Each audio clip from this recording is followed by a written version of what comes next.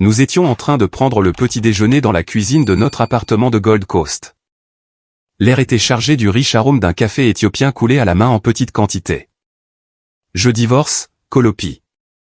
J'ai posé ma cuillère sur l'assiette. Un tintement sec a brisé le silence. Excuse-moi. J'ai du mal tordre ce que tu viens de dire. Je veux divorcer. Je ne peux plus continuer comme ça. Je n'en peux plus. Tu ne peux plus faire quoi, ai-je demandé. Ma voix paraissait calme. Beaucoup trop calme. C'est précisément ce qui l'a poussé à abattre sa paume sur la table. La tasse de café a tremblé. Vivre ainsi. Je t'ai entretenu pendant des années. Des années, Kolopi. Tu ne fais rien. Tu n'apportes absolument aucune contribution. J'ai pris une profonde inspiration. L'odeur du café m'a soudain paru écœurante. Terren, ce n'est pas vrai. Tu quoi, a-t-il interrompu. Qu'est-ce que tu fais concrètement? Tu regardes Netflix en boucle, tu sors boire des matchas glacés aux adaptogènes avec tes amis, tu fais du shopping sur Oak Street. Ce n'est pas un travail, Kolopi. C'est un comportement de parasite. J'ai plongé mon regard dans le sien, y cherchant quelque chose. L'homme que j'avais épousé il y a 5 ans était introuvable. Seul subsistait la déception et le mépris. J'ai mes propres activités, ai-je dit en pesant chaque mot. Je contribue à cette maison, à notre vie. Il a laissé échapper un rire bref et amer. Avec ces billets de $100 que tu jettes occasionnellement pour les courses à la coopérative artisanale? C'est de l'argent de poche, Kolopi, pas une contribution.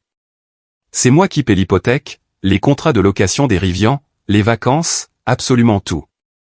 J'ai voulu parler, lui dire la vérité, mais quelque chose m'a arrêté. Un instinct, un murmure à l'arrière de mon esprit, garde le silence. J'ai déjà contacté mon avocat, a-t-il poursuivi en passant une main dans ses cheveux. Il était nerveux mais résolu. La procédure peut être rapide. Nous n'avons pas d'enfants. C'est un avantage. Tu en es si sûr, ai-je demandé. Mon ton l'a pris de court. Oui, j'en suis sûr. Ça ne fonctionne pas. Je suis malheureux. J'ai besoin de quelqu'un qui a de l'ambition, quelqu'un à mon niveau, pas d'un fardeau. Les mots ont fait mal. Je les ai laissés flotter dans l'air, puis j'ai hoché lentement la tête. Je comprends. C'est tout ce que tu as à dire? Qu'est-ce que tu veux que je dise, Terren? Tu as pris ta décision. Tu as parlé à ton avocat. Il semble que tu ne veuilles pas en discuter. Il s'est figé. Il s'attendait à des larmes. Il s'attendait à des cris. Pas à cette froide impassibilité. C'est exact. Je ne veux pas en discuter. Je veux juste que ce soit rapide et propre. Et pour les biens, ai-je demandé en prenant une gorgée de mon café désormais tiède. Nous laisserons les avocats s'occuper de la paperasse, mais il n'y a pas grand-chose à partager, n'est-ce pas? Ses yeux ont balayé la cuisine. L'appartement est à moi. Je l'ai acheté avant le mariage. La Rivian est à mon nom. Les comptes sont les tiens. J'ai fini sa phrase pour lui. Exactement. Tu as signé un contrat de mariage. L'as-tu oublié? Non, je ne l'ai pas oublié. Je m'en suis souvenu absolument tous les jours. C'était l'idée de ton père pour protéger le patrimoine familial, ai-je dit sur la défensive. Je l'avais signé sans un mot. J'avais mes propres raisons, et je ne l'avais certainement pas oublié. Bien. Alors ce sera simple. Je garde ce qui est à moi. Tu gardes ce qui est à toi. Ce qui est à moi. S'il savait seulement, ai-je pensé. Il s'est levé et s'est dirigé vers la fenêtre. Dehors, la silhouette de Chicago commençait à s'éveiller. Je vais faire mes valises aujourd'hui. Je vais m'installer dans un hôtel-boutique pendant 2 semaines, puis je chercherai une location à court terme. Tu n'as pas besoin de partir, ai-je dit. Je peux m'en aller. Non, c'est mieux ainsi. J'ai besoin d'espace. J'ai hoché la tête. La conversation était terminée. Terren s'est dirigé vers la porte mais s'est arrêté. Ce n'est rien de personnel, Kolopi. C'est juste que je ne t'aime plus. Et je ne peux pas aimer quelqu'un qui n'a pas d'ambition, quelqu'un qui ne se bat pour rien. J'ai ouvert la bouche, puis je l'ai refermée. Je me bats tous les jours, ai-je pensé. Simplement d'une manière différente. En silence. Y a-t-il quelqu'un d'autre, ai-je demandé sans le regarder. L'air dans la cuisine est soudain devenu lourd. Quoi? Non, il n'y a pas d'autre femme. Je ne voulais pas te l'annoncer de cette façon, mais c'est pour le mieux, tu sais. Il a secoué la tête. Ça n'a pas d'importance pour l'instant. Je veux juste que tu saches que ce n'est pas un coup de tête. Cela couve depuis longtemps. Elle a des objectifs, comme moi. Et Kreza est au courant, ai-je demandé. Le nom de ma meilleure amie a glissé de mes lèvres de lui-même. Son dos s'est crispé, un mouvement presque imperceptible. Kreza est ton ami, mais ça ne change rien. Il est sorti de la cuisine. Le bruit de ses pas a résonné dans le couloir. Puis la porte de la chambre d'amis s'est refermée avec un clic. Il n'est pas allé à l'hôtel. Il s'est installé dans la chambre d'amis de notre propre maison. Je suis resté assise là, à regarder mes mains. Puis j'ai ouvert un tiroir de la cuisine et j'en ai sorti un smartphone. Pas celui qu'il connaissait, mais un autre. Un modèle simple et discret. J'ai balayé l'écran. 3 applications s'y trouvaient, un client de messagerie cryptée, une application bancaire privée et une plateforme d'investissement. J'ai ouvert l'application bancaire et j'ai saisi mon mot de passe. L'écran s'est actualisé, affichant le solde. Ce n'était pas quelques centaines de dollars pour les courses. C'était une somme à 8 chiffres qu'il ne pouvait même pas imaginer. J'ai esquissé un sourire vide et sans joie. Puis j'ai fermé l'application et j'ai remis le téléphone dans le tiroir. À ce moment précis, mon téléphone habituel a sonné. Le nom de Kreza a illuminé l'écran. J'ai répondu. Kali, ma chérie, est-ce que ça va? Sa voix dégoulinait d'une sollicitude feinte et mielleuse. Salut, Kreza. Oui, je vais bien. Qu'est-ce qui se passe? Teren vient de m'appeler.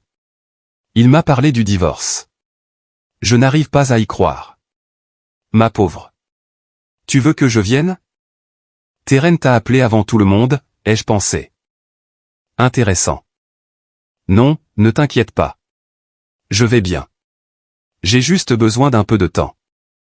Mais ma puce, c'est affreux. Qu'est-ce que tu vas faire? Tu as de l'argent? Des économies? Tu sais que tu peux compter sur moi pour n'importe quoi. Toujours si attentionné. Merci, Kreza. Vraiment. Mais pour l'instant, je n'ai besoin de rien. Bon, si tu en es sûr. Mais il faut qu'on se voie demain. Laisse-moi t'inviter à un brunch où tu veux. Tu as besoin de vider ton sac. D'accord. Je t'appelle demain. Prends soin de toi, Cal. Et ne t'en fais pas pour l'argent. On trouvera une solution. Après tout, on est meilleurs amis. Elle a raccroché. J'ai baissé mon téléphone et j'ai regardé vers le couloir. La porte de la chambre d'amis était toujours fermée. Je me suis levé, j'ai lavé ma tasse à café et je l'ai posée à l'envers sur le comptoir en marbre. Chaque chose à sa place. Ensuite, je suis monté dans notre chambre. Notre chambre jusqu'à aujourd'hui. J'ai ouvert le placard et j'ai sorti une petite valise. Pas pour moi, pour lui. J'ai commencé à plier ses chemises de créateur et ses costumes sur mesure avec soin, comme si cela m'importait encore.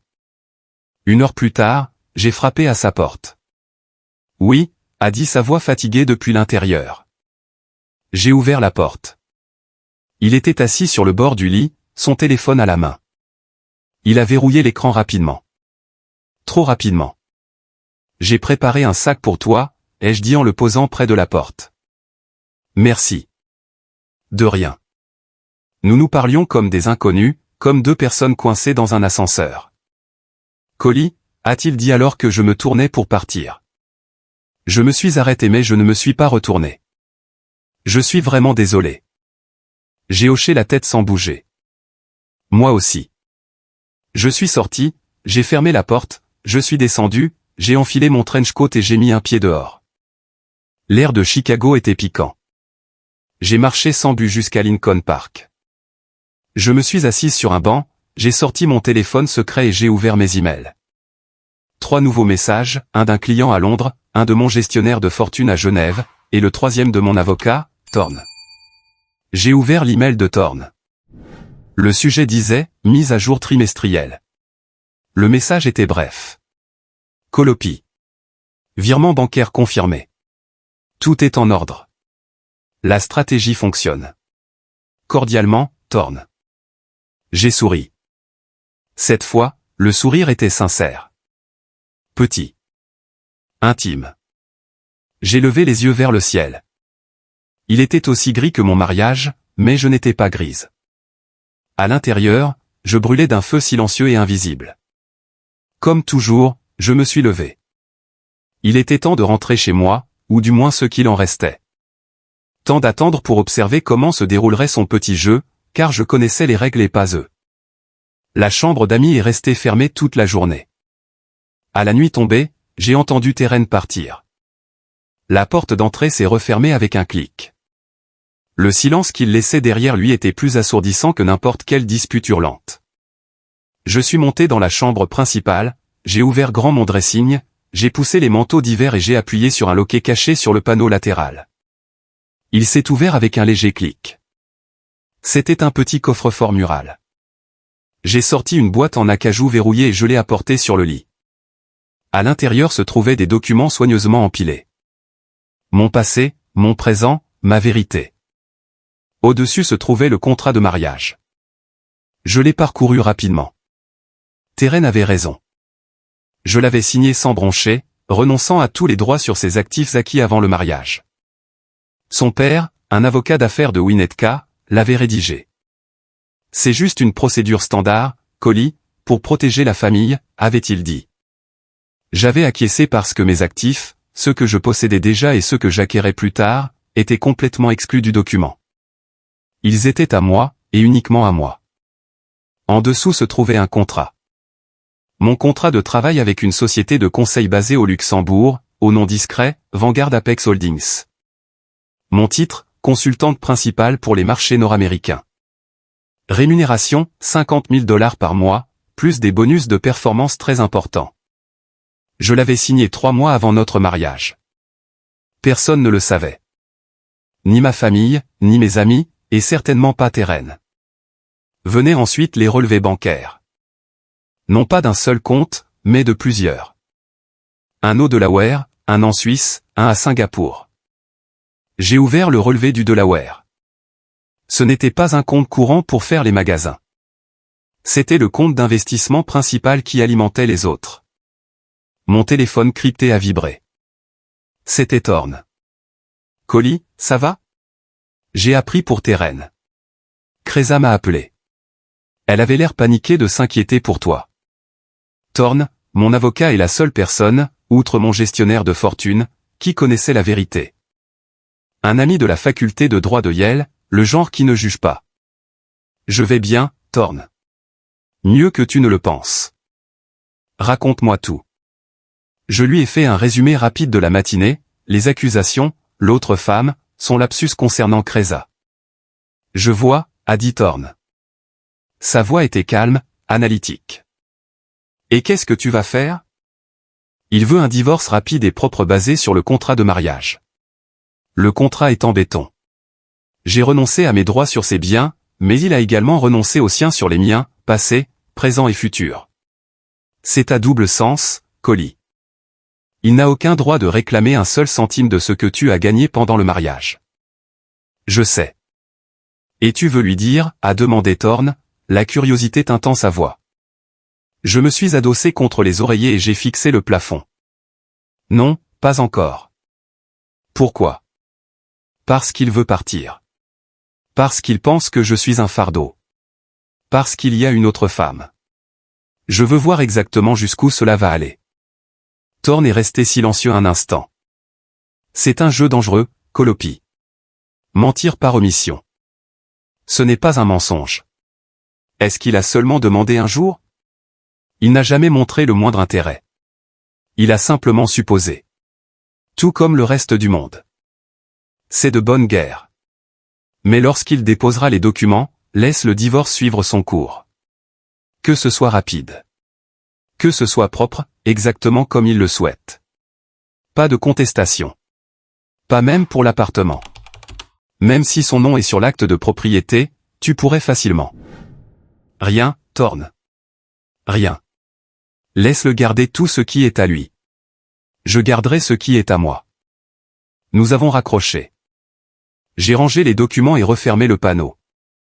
Le placard avait à nouveau l'air tout à fait normal. Tout comme ma vie. Je suis descendu et je me suis préparé un simple œuf brouillé pour le dîner. J'ai mangé en silence. Le choc de la fourchette contre l'assiette était le seul son. La porte s'est ouverte juste après 22 heures.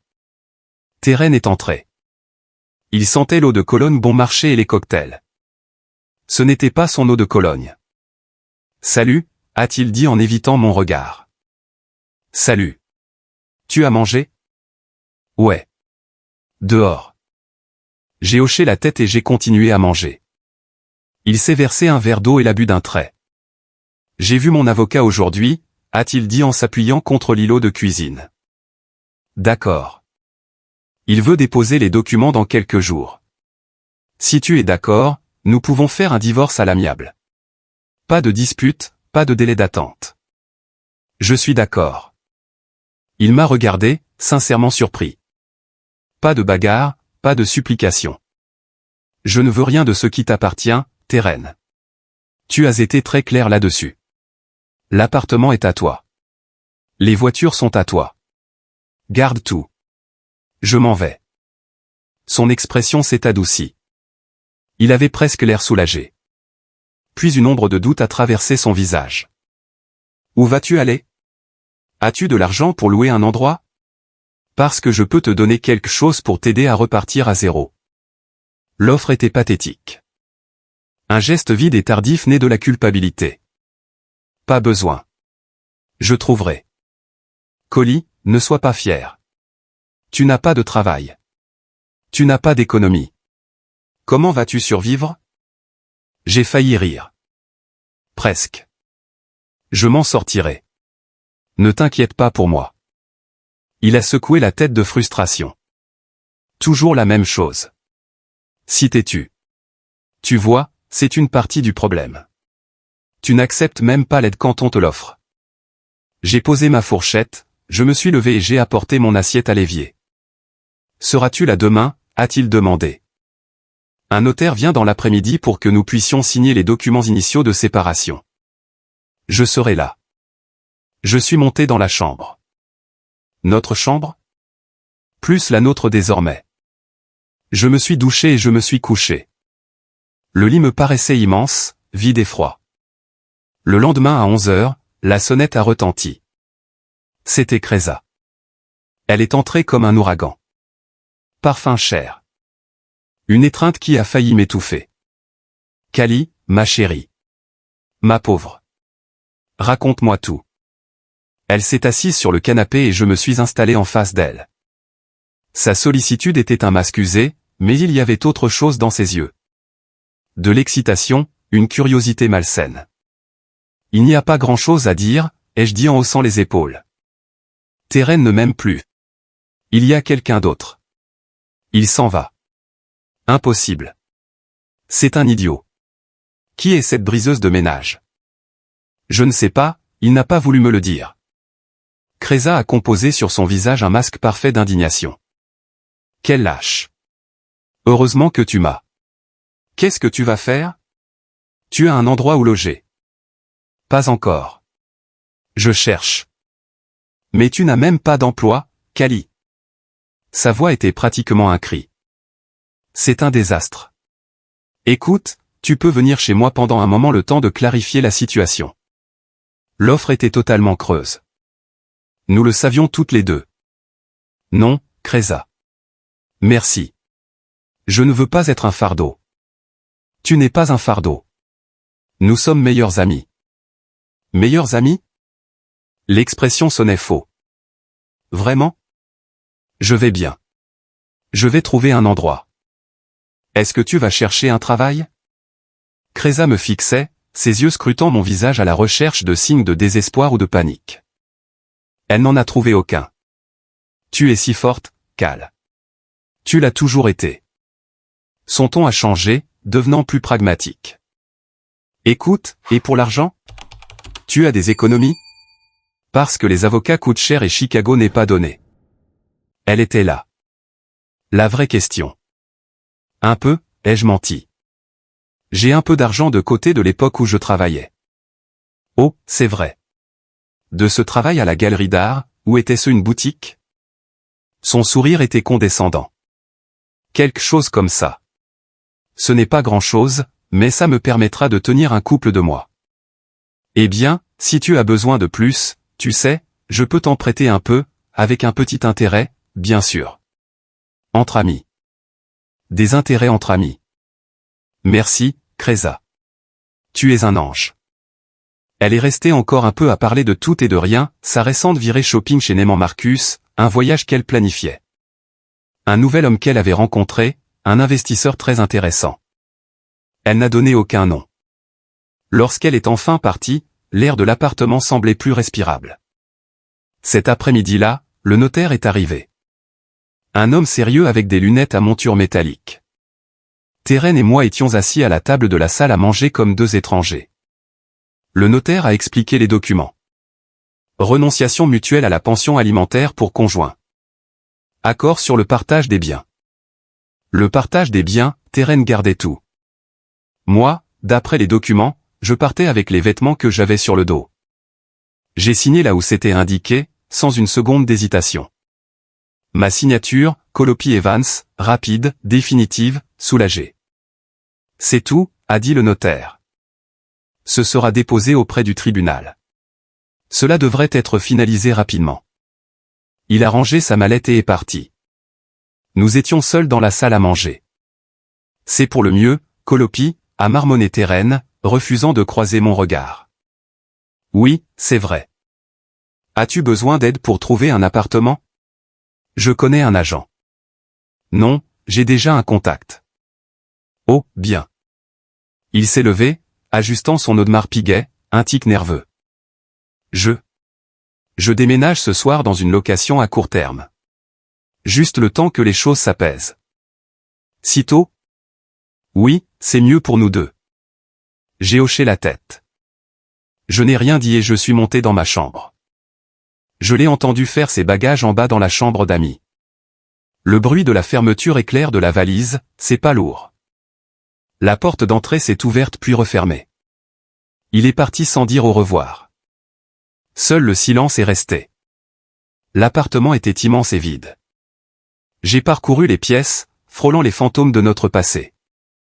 J'ai appelé Thorne. J'ai signé, ai-je dit. Pas de demande conventionnelle, rien. C'est une erreur, Colopy. Tu aurais pu demander quelque chose. Même un versement symbolique. Je ne veux pas un seul centime de sa part, Thorne. Laisse-le tout garder. Laisse-le vivre avec sa conscience, ou son absence de conscience. Et maintenant, quoi? Maintenant, j'attends et j'observe. Pourquoi? Je veux voir ce qu'il fait de sa liberté retrouvée. Je veux voir qui est cette autre femme. Je veux voir comment ils jouent leurs cartes. Thorne a soupiré à l'autre bout du fil. Tu as un plan. Je te connais. Tu as toujours un plan. Pas toujours, mais cette fois-ci, oui. J'ai raccroché et je me suis dirigé vers la fenêtre du salon. En bas dans la rue, Terren était sur le trottoir, chargeant sa valise dans le coffre d'un Uber noir. Passe à Rivian, un Uber. Et puis je l'ai vu. Garée de l'autre côté de la rue se trouvait une Mercedes classe G bleu marine. Je connaissais cette voiture. C'était celle de Kreza. Terren est monté dans l'Uber qui a démarré. La classe G marine s'est insérée dans la circulation, suivant l'Uber à une distance discrète. Ils ont disparu au coin de la rue. Je me tenais près de la fenêtre et j'ai souri. Non pas de joie ni de tristesse. C'était le sourire de quelqu'un qui venait de regarder le premier domino tomber, sachant exactement comment tous les autres allaient s'effondrer. Le matin après le départ de Terren, le silence semblait différent. Ce n'était pas le silence pesant de l'attente. C'était la finalité de l'absence. Je me suis réveillé tôt, comme d'habitude, et j'ai préparé du café pour une personne. Mon téléphone personnel a sonné. C'était Kreza. Colopi, comment est-ce que tu tiens le coup? J'ai essayé de t'appeler 1000 fois hier soir. Sa voix semblait tendue, un ton trop aigu. Je vais bien. Je me suis couché tôt. Oh, ma chérie. Ça doit être affreux d'être seule dans ce grand endroit. Tu veux que je vienne? Je peux apporter des bagels. Pas la peine, Kreza. Vraiment. Mais tu ne devrais pas être seule. En plus, j'ai des nouvelles. Elle a fait une pause dramatique. J'ai découvert qui est l'autre femme. Je me suis figé. La tasse de café réchauffait mes mains. Oh, vraiment? Une fille nommée Brioni. Tu la connais? Elle travaille à la conformité dans la banque de Terren. Brioni. Je me souvenais vaguement d'une femme blonde et mince portant des tailleurs impeccables lors d'un dîner d'entreprise il y a un an. Calme, observatrice. Je vois. C'est tout ce que j'ai dit. Elle n'a pas honte de détruire un mariage de la sorte. Et avec un collègue de travail. C'est le plus dégoûtant. Son indignation sonnait aussi faux qu'un scénario mal répété. Comment l'as-tu appris? Une brève pause. Une fraction de seconde trop longue. Un ami de la banque me l'a dit. Tu sais que j'ai des contacts partout. C'est un énorme scandale là-bas. Tout le monde en parle. Enfin, au moins maintenant tu connais la vérité. Terren reviendra en rampant dès qu'il aura surmonté sa petite crise de la quarantaine. Tu verras. Je n'ai pas répondu. J'ai pris une gorgée de mon café. Dis, qu'est-ce que tu vas faire de l'appartement, a demandé Kreza, changeant rapidement de sujet. C'est trop grand pour toi toute seule. Et l'hypothèque? Terren va continuer à payer l'hypothèque jusqu'à ce qu'il décide de le vendre, n'est-ce pas? Oui. Quel soulagement. En attendant, tu as des projets? Peut-être prendre des vacances. Tu as probablement besoin d'une pause. C'est parfait. Tu le mérites. Mais voyager en ce moment doit être tellement cher. Si tu as besoin d'aide. Merci, Kreza. On verra. Nous avons raccroché. J'ai fixé le téléphone, puis j'ai ouvert mon navigateur. J'ai tapé Brioni et le nom de la banque d'investissement de Terren. Son profil LinkedIn est apparu. Analyste des risques. 10 ans au sein du cabinet. Photo professionnelle. Rien de provocateur. J'ai souri. Kreza mentait. Je le savais. Mais pourquoi? Pour me lancer sur une fausse piste. Pour s'assurer que je ne la soupçonne pas. Elle était maladroite. Incroyablement maladroite. Mon téléphone crypté a vibré. Encore Thorne. Colopi. Bonjour. 2 choses. Premièrement, le tribunal a traité la demande de divorce. Deuxièmement, j'ai reçu une demande très étrange. Quel genre de demande? De la part d'un autre avocat. Il posait des questions très délicates sur tes actifs potentiels, si tu possédais des propriétés, si tu étais employé, ce genre de choses. De la part de Terren?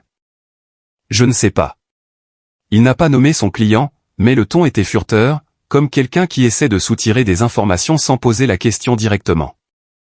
Intéressant. Tu veux que je creuse? Non. Laisse tomber. Laisse-les demander. Ils ne trouveront rien. Tu es le seul avocat qui me représente. Et tu es lié par le secret professionnel. Exactement. Mais cela me paraît étrange. Pourquoi ferait-il des recherches maintenant? Peut-être que ce n'est pas Terren. Qui d'autre cela pourrait-il être? Kreza. Ce doit être elle. Essayer de tâter le terrain, de s'assurer que je suis aussi fauché qu'elle l'espère. Eh bien, c'est toi qui sais le mieux. Tu as besoin d'autre chose, a demandé Thorne.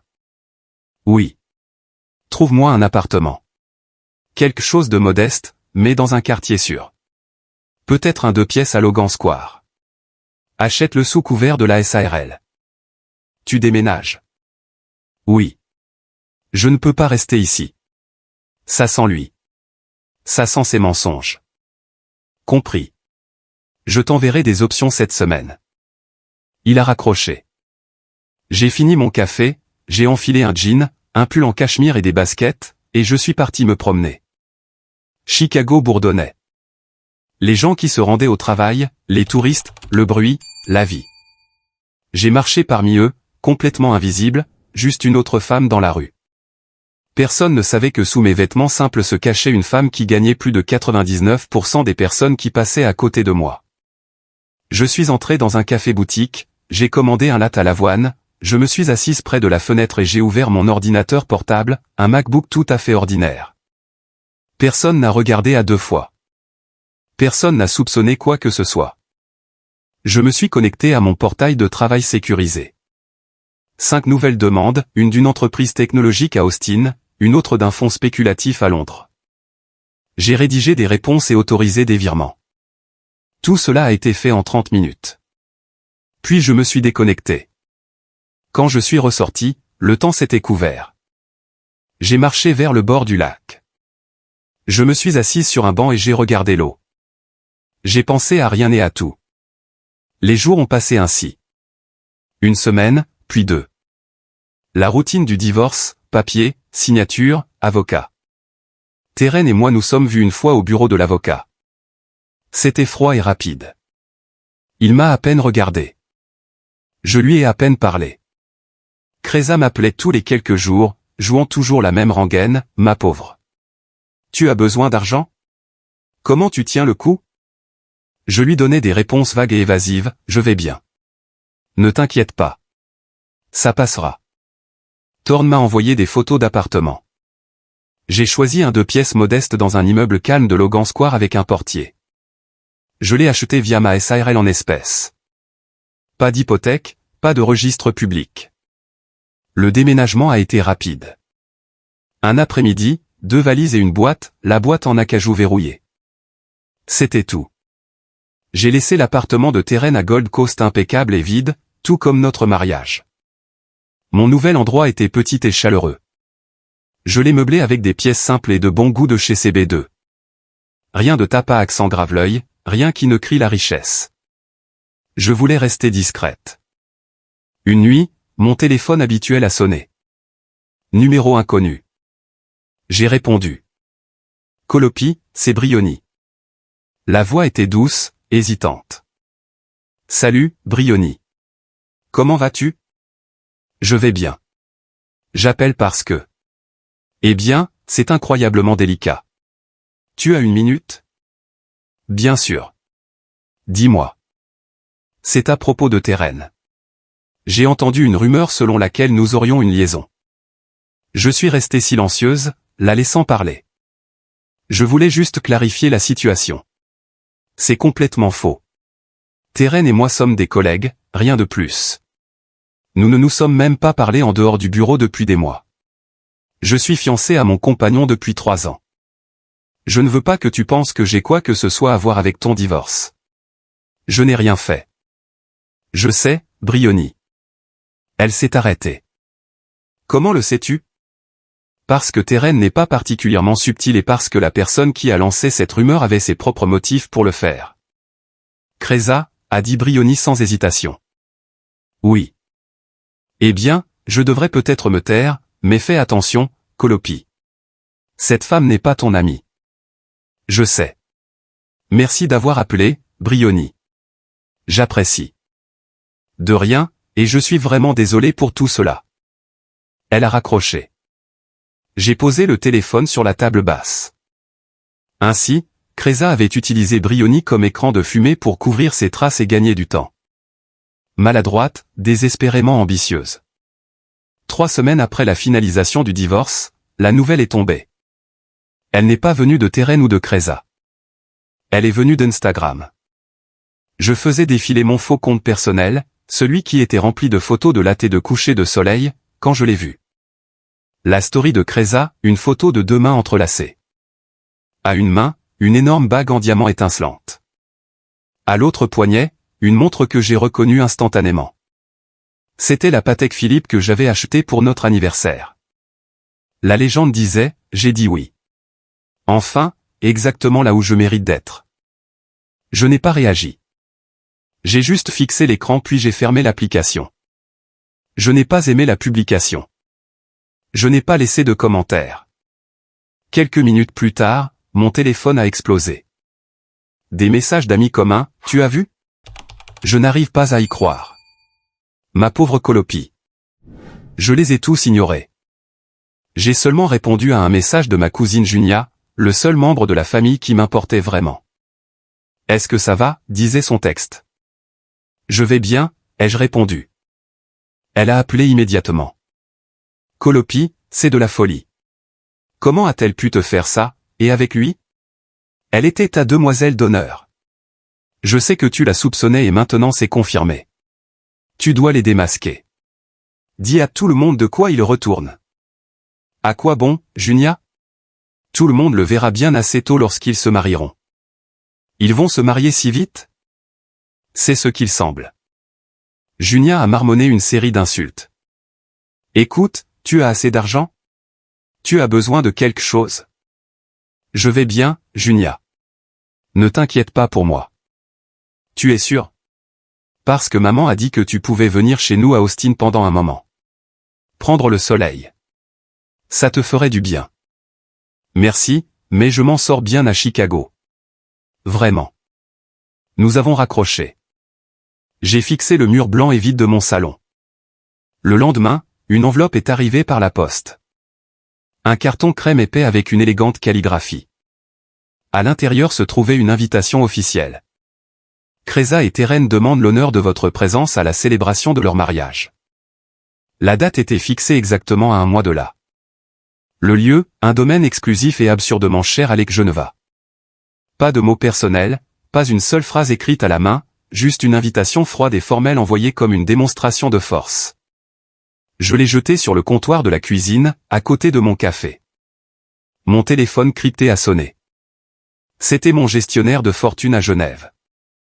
Mademoiselle Evans, veuillez m'excuser de vous déranger à cette heure. Nous avons une opportunité émergente. Une start-up de biotechnologie basée à Boston. Ils recherchent une injection de série B. Les fondamentaux sont très solides. Le prospectus est dans votre boîte de réception. Je vais l'examiner. Envoyez-moi le tableau de répartition du capital. C'est envoyé. Et Mademoiselle Evans, mes condoléances pour votre divorce. Cela m'a pris par surprise. Je ne savais pas qu'il était au courant de ma vie personnelle. Comment l'avez-vous appris? Votre avocat, Monsieur Thorne, l'a mentionné en passant à propos d'une restructuration fiscale pour vos déclarations. Ah, Thorne. Discret mais méticuleux. Pas de condoléances nécessaires. C'était une décision mutuelle. Je comprends. En tout cas, si vous avez besoin de liquider des actifs pour des dépenses personnelles. Je n'ai pas besoin de fonds. Poursuivez l'investissement biotechnologique selon nos paramètres habituels. À vos ordres. J'ai raccroché, j'ai regardé l'invitation de mariage, je l'ai prise, pliée en deux, puis encore en deux, puis encore, et encore, jusqu'à ce qu'elle devienne un tout petit carré de carton rigide.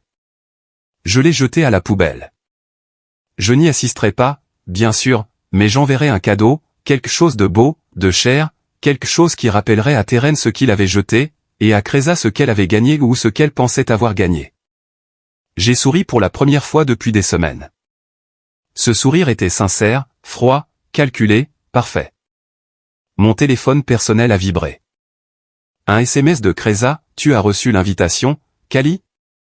Je sais que c'est bizarre, mais ça compterait énormément pour moi si tu venais.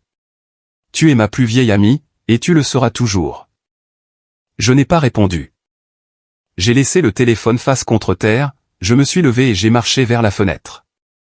Logan Square s'étendait devant moi, rude, immense, indifférent, et j'étais là, au milieu de tout cela, invisible, attendant, regardant les dominos tomber un par un. Ils ont passé leur lune de miel aux Fidji. Je le savais parce que Kreza documentait chaque seconde de manière agaçante sur Instagram.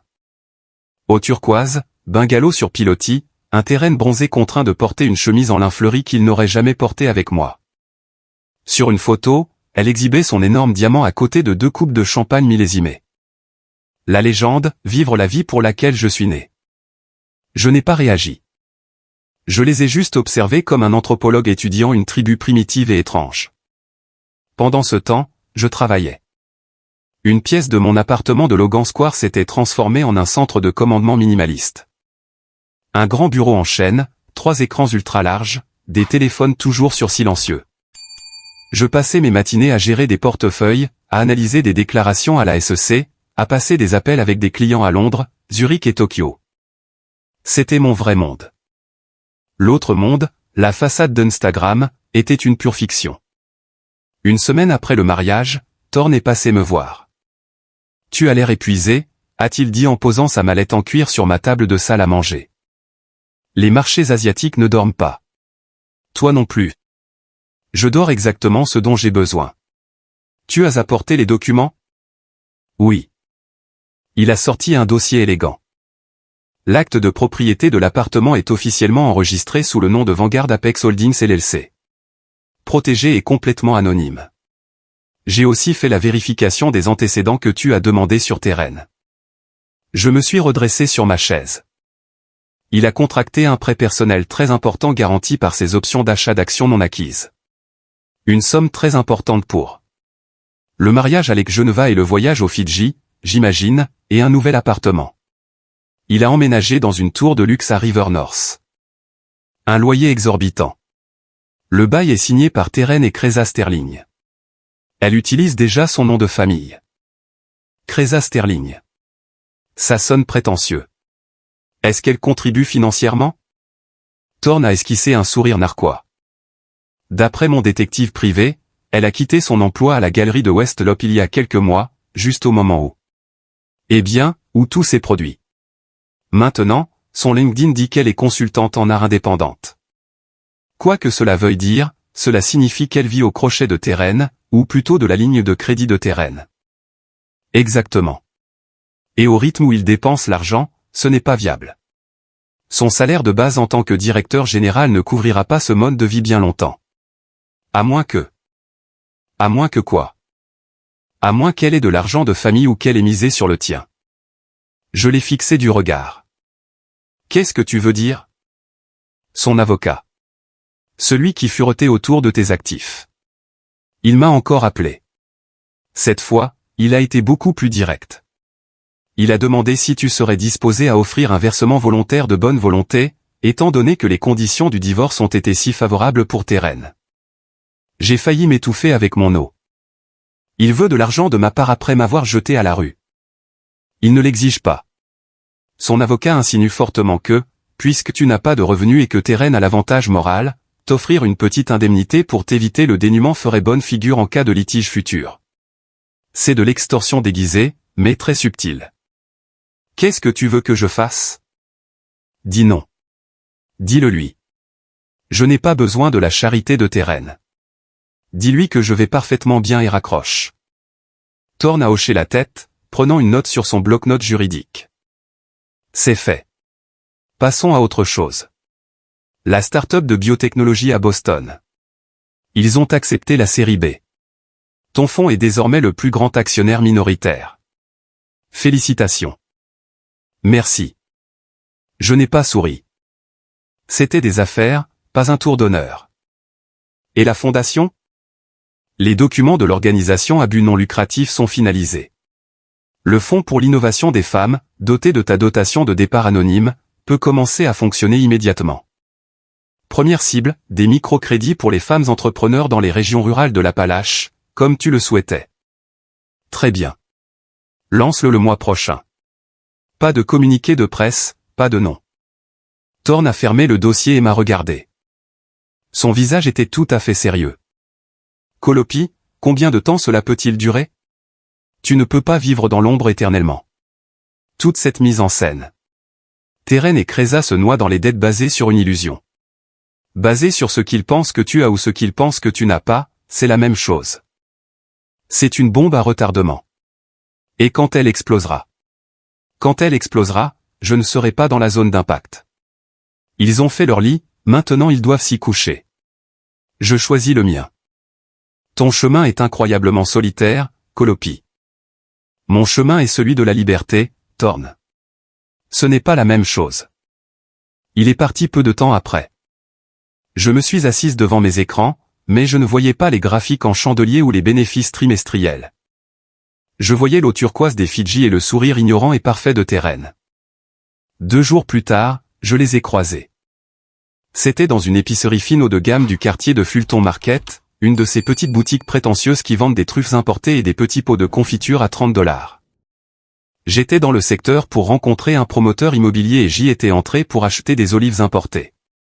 Ils sont entrés en riant. Il portait un costume sur mesure. Elle portait une robe de créateur qui coûtait facilement plus cher que mon ordinateur portable. Nous nous sommes aperçus exactement en même temps. Le silence est tombé comme une enclume. Kreza a réagi la première. Kali. Oh mon Dieu, quelle surprise. Sa voix était un ton trop haute, chargée d'une douceur artificielle. Je fais juste une course par ici, ai-je dit calmement. Oh, c'est vrai. Tu habites à Logan Square maintenant, n'est-ce pas? Comme c'est pittoresque. Son ton laissait clairement entendre que pour elle, Logan Square était un taudis. Nous venons de déménager dans un magnifique penthouse juste ici à River North. Les vues sur la rivière sont à couper le souffle. Teren n'a rien dit. Il m'a juste regardé. Ou plutôt, il a étudié mes vêtements, mon jean Everland tout simple, mon cabas en toile sans marque, mes ballerines usées. Il cherchait des signes de pauvreté, de lutte. Il ne les a pas trouvés, mais il n'a pas trouvé le luxe non plus, juste une normalité assumée. Comment vas-tu? A-t-il finalement demandé, la voix tendue. Je vais très bien, en fait, merci de demander. Et il semble que vous ayez bien profité de votre lune de miel. Les photos étaient magnifiques. Kreza a rayonné, rougissant de vanité. Teren est tout simplement le meilleur. Il a tout organisé, n'est-ce pas, bébé? Ouais, a-t-il dit sans jamais détacher ses yeux des miens. C'était parfait. Un silence gênant s'est installé entre nous. Le caissier derrière le comptoir nous fixait ouvertement. Bon, nous ne voulons pas te retenir, a dit Kreza en passant son bras sous celui de Teren. Je suis sûr que tu as une journée bien remplie. Tu cherches toujours du travail? C'était une flèche empoisonnée. Quelque chose comme ça, ai-je souri. Tu sais comment est le marché. C'est sûr. Dis, si tu as besoin d'une recommandation, Teren connaît tous les gens des ressources humaines à sa banque. Il pourrait glisser un mot gentil pour un poste de réceptionniste ou quelque chose du genre. Teren semblait visiblement mal à l'aise. Kreza, arrête. Pourquoi pas? Ça ne la dérangerait pas. Nous sommes tous des adultes ici. De plus, Kali a besoin de revenus, n'est-ce pas? Pour payer son petit appartement à Logan Square. Ne t'inquiète pas pour moi, Kreza, ai-je dit en gardant mon sourire parfaitement figé. Je m'en sors très bien. Je n'ai besoin de rien pour l'instant, mais merci. J'ai payé mes olives. Un tout petit pot. 35 $. Kreza a regardé l'étiquette de prix, puis mon cabas en toile, faisant un calcul mental. Bon, nous devons y aller. Bisous. Kreza s'est penché pour me faire la bise sur les deux joues. Son parfum était agressif et lourd. Teren n'a pas bougé. Il a juste fait un signe de tête rigide. Je suis sorti du magasin et j'ai descendu la rue, marchant vite sans me retourner. Mais dès que j'ai tourné le coin, je me suis arrêté, je me suis appuyé contre un mur de briques et j'ai pris une profonde inspiration. Je ne me sentais pas triste. Je ressentais autre chose. Une fureur froide et implacable. Mon téléphone a vibré. Un SMS d'un numéro inconnu, j'ai vu ton profil LinkedIn. Je me demandais si tu voulais prendre un café. Un vieil ami. Je n'ai pas reconnu le numéro, mais mon instinct me disait exactement qui c'était. Je n'ai pas répondu. J'ai supprimé le message. Ce soir-là, Kreza a publié une photo de nous trois sur son compte Instagram. Quelqu'un dans le magasin avait dû la prendre pour elle. Un selfie forcé. Nous sourions tous, ou faisions semblant. La légende disait, quelles étaient les chances? J'ai croisé ma plus vieille amie aujourd'hui. Toujours dans mon cœur. Les commentaires ont afflué immédiatement, tu as un si grand cœur, Kreza. Elle doit mourir de jalousie. Je n'ai pas commenté. Je n'ai pas aimé la publication. J'ai juste fait une capture d'écran et je l'ai déplacée dans un dossier sécurisé appelé preuve. Le lendemain après-midi, Teren a appelé mon téléphone personnel. Il n'avait pas fait cela depuis le divorce. Colopi, c'est moi. Je sais qui tu es, Terren. Qu'est-ce que tu veux? Je voulais m'excuser pour hier. Kreza peut être un peu brusque parfois. Elle ne voulait pas t'insulter. Je ne me suis pas senti insulté. Bien. Je voulais aussi savoir comment tu t'en sortais. Dans le magasin. Tu n'achetais qu'un bocal d'olive. Cela m'a fait penser que les choses sont peut-être très difficiles pour toi. Si tu as besoin d'un prêt. Un prêt sans intérêt, juste pour t'aider à passer le cap. Terren, je vais bien. Vraiment, je ne veux pas de ton argent. Ce n'est pas de la charité, Collie. C'est pour ce que nous étions autrefois. Je ne veux pas te voir galérer dans la rue. Ce que nous étions autrefois, un fantôme, un mensonge.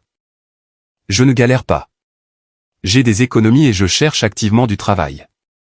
Quelque chose va se présenter. Quel genre de travail? Son ton est passé à une inquiétude sincère, presque paniquée. Tu n'as pas d'expérience récente sur ton CV. Tu n'as pas travaillé dans un environnement d'entreprise depuis des années. Le marché est brutal en ce moment. J'ai plus d'expérience que tu ne pourras jamais le comprendre, ai-je pensé, mais à haute voix, j'ai dit, quelque chose va se présenter. Ne t'inquiète pas, concentre-toi sur ta nouvelle vie. Profite de la phase de lune de miel. Il a expiré bruyamment. Est-ce que tu me détestes? La question m'a prise au dépourvu. C'était maladroit. Brut. Non, Terren. Je ne te déteste pas. Tu es juste un étranger pour moi maintenant. Et on ne déteste pas les étrangers. Il a raccroché. Ou plutôt, la ligne a coupé. Je suis resté là, tenant le téléphone, mes mains tremblant légèrement, non pas de tristesse, mais de pouvoir. Le pouvoir absolu et enivrant de connaître la vérité alors qu'il trébuchait dans l'obscurité. Une semaine plus tard, Thorne m'a envoyé un email marqué urgent. Je l'ai ouvert. C'était une coupure PDF de la section Capital Risque du Wall Street Journal. Un court article sur une start-up de biotechnologie à Boston qui venait de clôturer un cycle de financement de série B massif. Ma start-up, mon argent.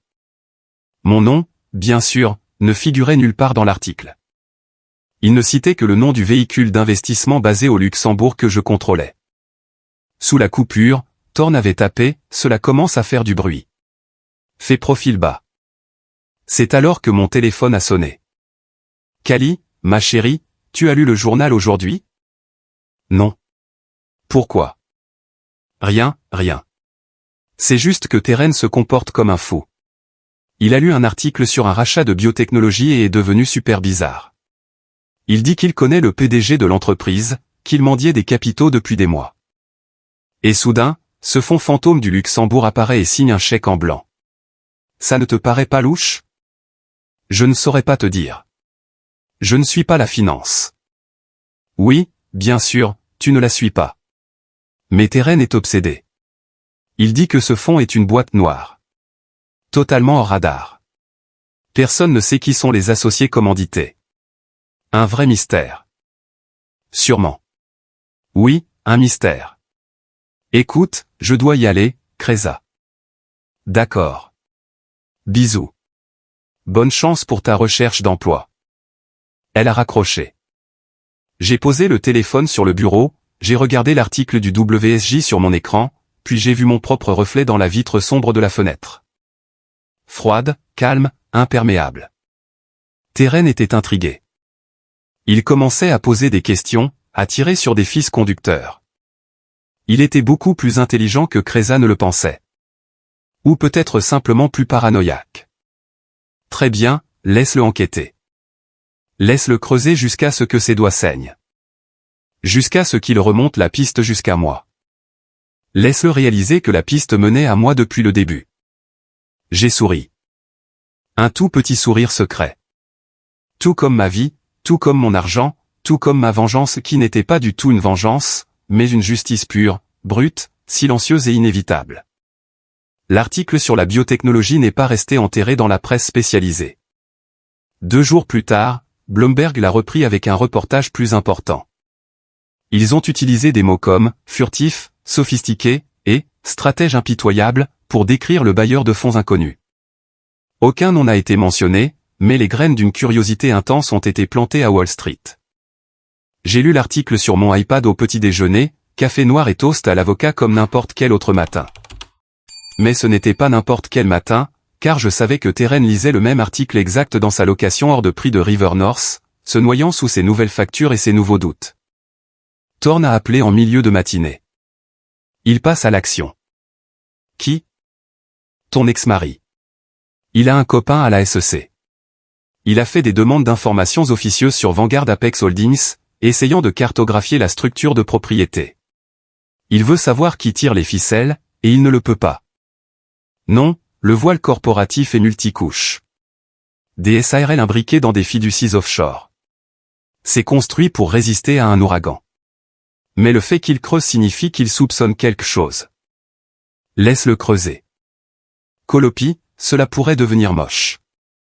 S'il pousse assez fort, s'il engage un comptable judiciaire. Laisse-le en engager un.